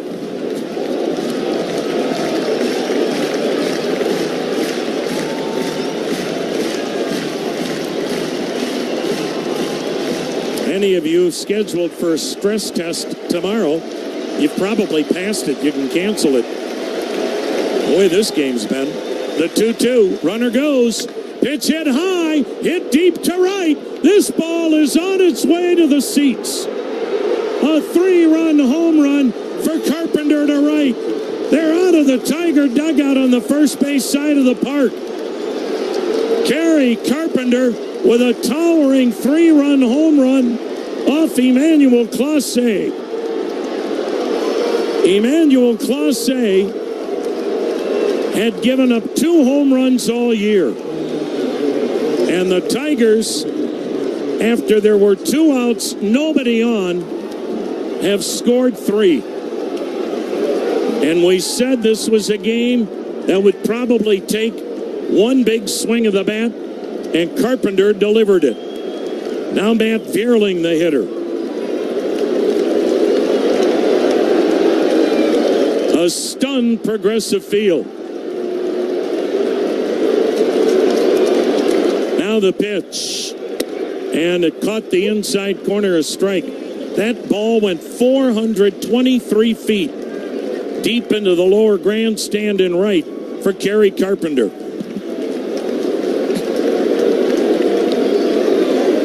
The set, the pitch, and he missed down. 1-1 the count. Carpenter got a slider, and there really wasn't much doubt about it. Now the 1-1 delivery, fouled it back. 1-2 the count. And this is how the Tigers have been doing it Since August 11th, that's that breaking point where you look at their record. It's terrific. So many times winning games late, including the clincher in Houston the other day after falling behind late. Clause's ready. The high hold, the 1-2 pitch. Swung on, grounded to first, backhanded, dropped by Naylor. Flips it to Clause's late to the bag. Safe as Vierling. Wow. Clause was simply late getting to first. I think he thought Naylor would make the pick cleanly. Never assume. Naylor knocked it down, but his backhanded flip to Clause was too late. And Stephen Vogt will make a pitching change. They're charging Naylor with an error. Bottom line, 3-0. Tigers with the lead here in the ninth. From all over the world, people turn to Cleveland Clinic for our expertise and our compassionate care. As leaders in heart, neurology, and cancer, the future of specialty care is happening right now at Cleveland Clinic. For every life-saving treatment, for every next step, for every care in the world, Cleveland Clinic. 2-0, there's a swing and a high fly ball towards the right field corner. Fair or foul towards the pole. It's off the pole and gone. Pavin Smith, his 5th of the year. Pavin swings, that's belted. Deep left field. Alvarez turns, walks, it's gone. A grand slam. Second home run. Hang on, he's done it again. Pavin Smith, 3 homers. So far at second, nobody out for Manny Machado. Machado hits one to right center field. Back goes Rodriguez looking up. Manny Machado stands alone as the Padres' all-time home run leader. Man, oh man, oh Manny, you are #1 in Padres history. 2-run shot, 429 feet, and history tonight in Seattle.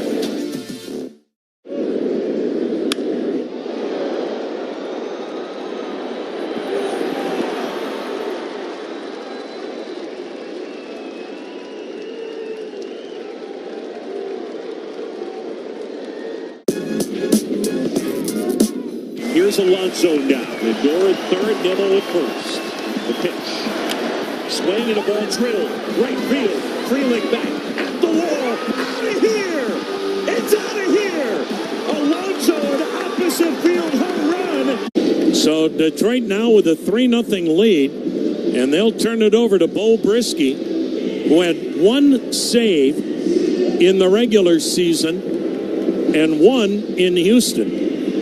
And when he pitches in the bottom of this inning, it'll be Rocchio, Kwan, and Fry.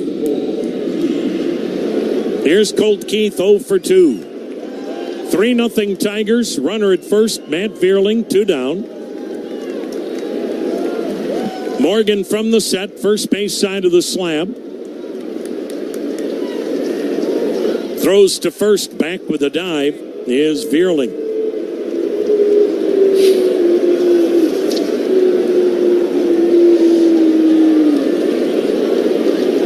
Detroit dead and buried on August 10th.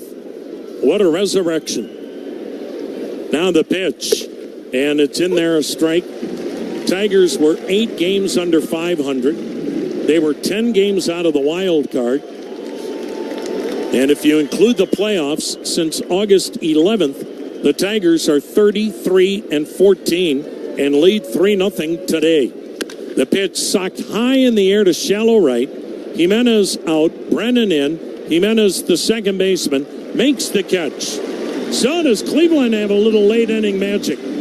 They won more games at home this year than any team in the American League. It will take some kind of a bottom of the ninth to continue that. 3-0 Tigers. Brought to you by Progressive Insurance. Progressive offers a great price.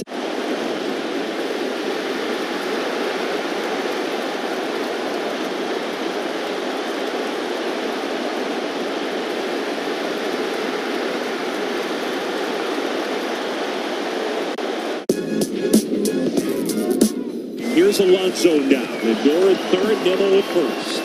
The pitch. Swing and a ball drilled. Right field. Freeling back at the wall. Out of here! It's out of here! Alonso an opposite field home run, and the Mets have the lead.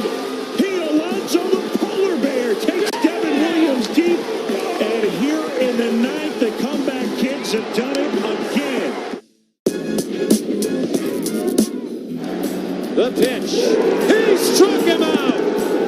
And the Kansas City Royals move on to the division series. And the Kansas City Royals, who lost 106 last year, the most ever by a team that made the playoffs the next year, not only make the playoffs, they march on. And the Baltimore Orioles have lost 10 straight postseason games in a row.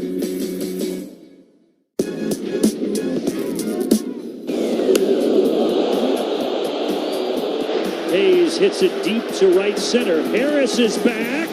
He reaches him. Oh, my! He brought it back. What a grab by Michael Harris to keep it 2-0. You see the angle he's going about it. It looks like he's got it trapped, and he gets right to that position and launches himself over the fence. He's like, really?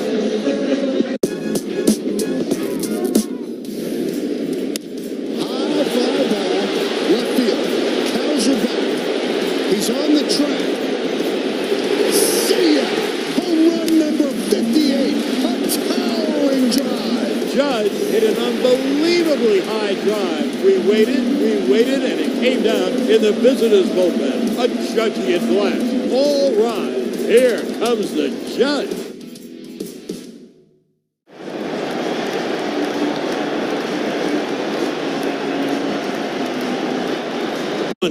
Jason Foley led the club with 28 saves. But there isn't a whole lot that is conventionally done. A.J. Hinch goes with matchups and a gut feel, and he likes the matchup of Brisky against Cleveland, not Foley. Brian Rocchio, the number 9 hitter and shortstop, will bat left-handed, 1 for 2 with a double. 3-0 Cleveland on the short end, bottom of the ninth. Bo Brisky, mid to upper 90s. Fastball, sinker, curve, slider, change. He delivers. Rocchio takes a strike on the outer edge. Brisky is a guy that's had a hard time staying healthy, but he's got great stuff when he is healthy. From the set, he delivers. And it's a pop-up into shallow right center. The shortstop gives way to Meadows. The center fielder waved off Sweeney in shallow center and made the catch. 1 down, top of the order, Stephen Kwan, 1 for 3 with a single. Bo Brisky was out last year until July 7th. He missed over half the year with an arm injury. The year before, his season ended in mid-July with a forearm issue. The pitch, Kwan takes a strike on the inner half.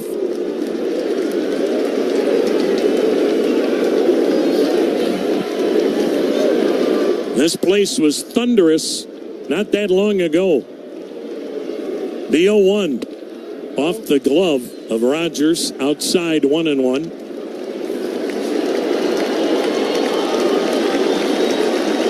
Cleveland was so good all season long with rallies in the late innings. Now the 1-1, and Kwan takes a strike on the outer edge, 1-2. I think the Cleveland dugout is as stunned right now as this sellout crowd at Progressive Field. The 1-2. Strike 3 call. Fastball on the outer edge. Kwan didn't like it.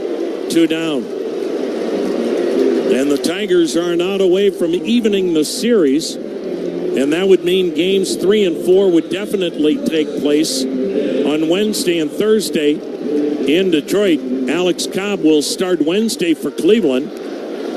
We'll see what Detroit does. Could be another bullpen game. Here's David Fry, 0 for 3. The set, the pitch, and it's low, a ball. Well, tomorrow's an off day. We saw the Tigers rally after getting shellacked on Saturday with an off day yesterday. But that game was over early. Different story today. Fry takes inside corner, a strike. Boy, the strike zone has gotten a lot bigger. 3-0 Tigers. 2 down in the ninth. A 1-1 count on Fry. Brisky's ready. Here it comes. Swing and a miss. Good changeup. 1 ball, 2 strikes. Cleveland down to its last strike. As Kerry Carpenter's 2-out, 3-run home run to right in the top of the ninth. The pitch inside, a ball, 2-2. That's the difference maker right now.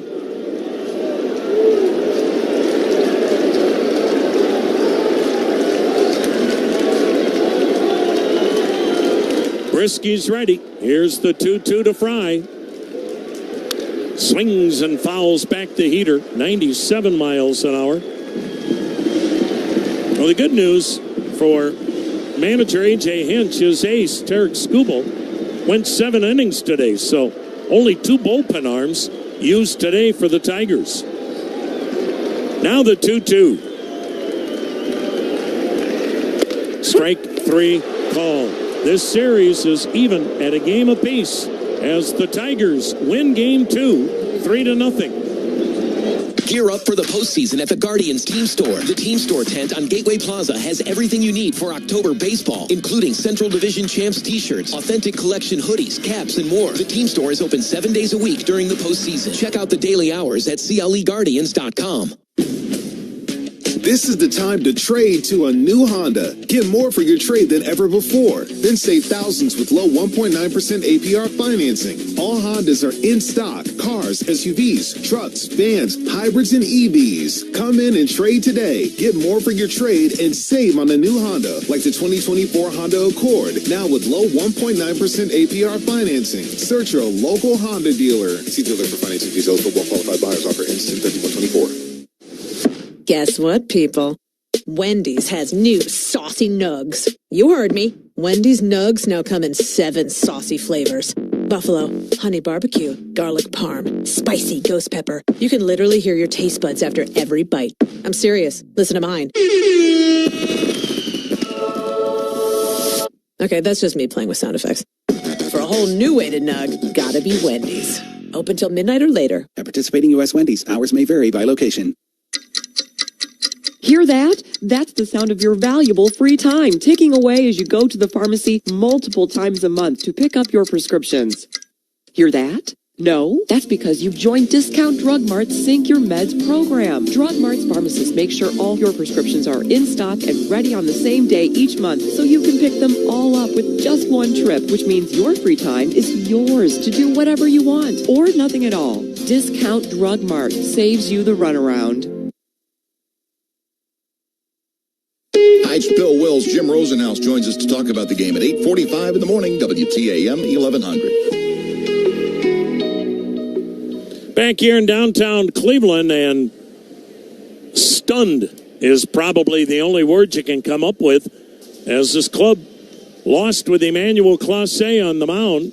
It happens. It's postseason baseball, folks. And Clase was called upon for just the second time this year to pitch multiple innings. And he got the out in the 8th to end it, 2 quick outs in the 9th, and then 2 out singles from the 8 and 9 hitters, and then Kerry Carpenter unloaded a 3-run bomb to right, and the Tigers have evened the series at 1 win apiece. Detroit 3 runs, 9 hits, no errors, 9 left. Cleveland no runs, 3 hits, no errors, and 2 men stranded.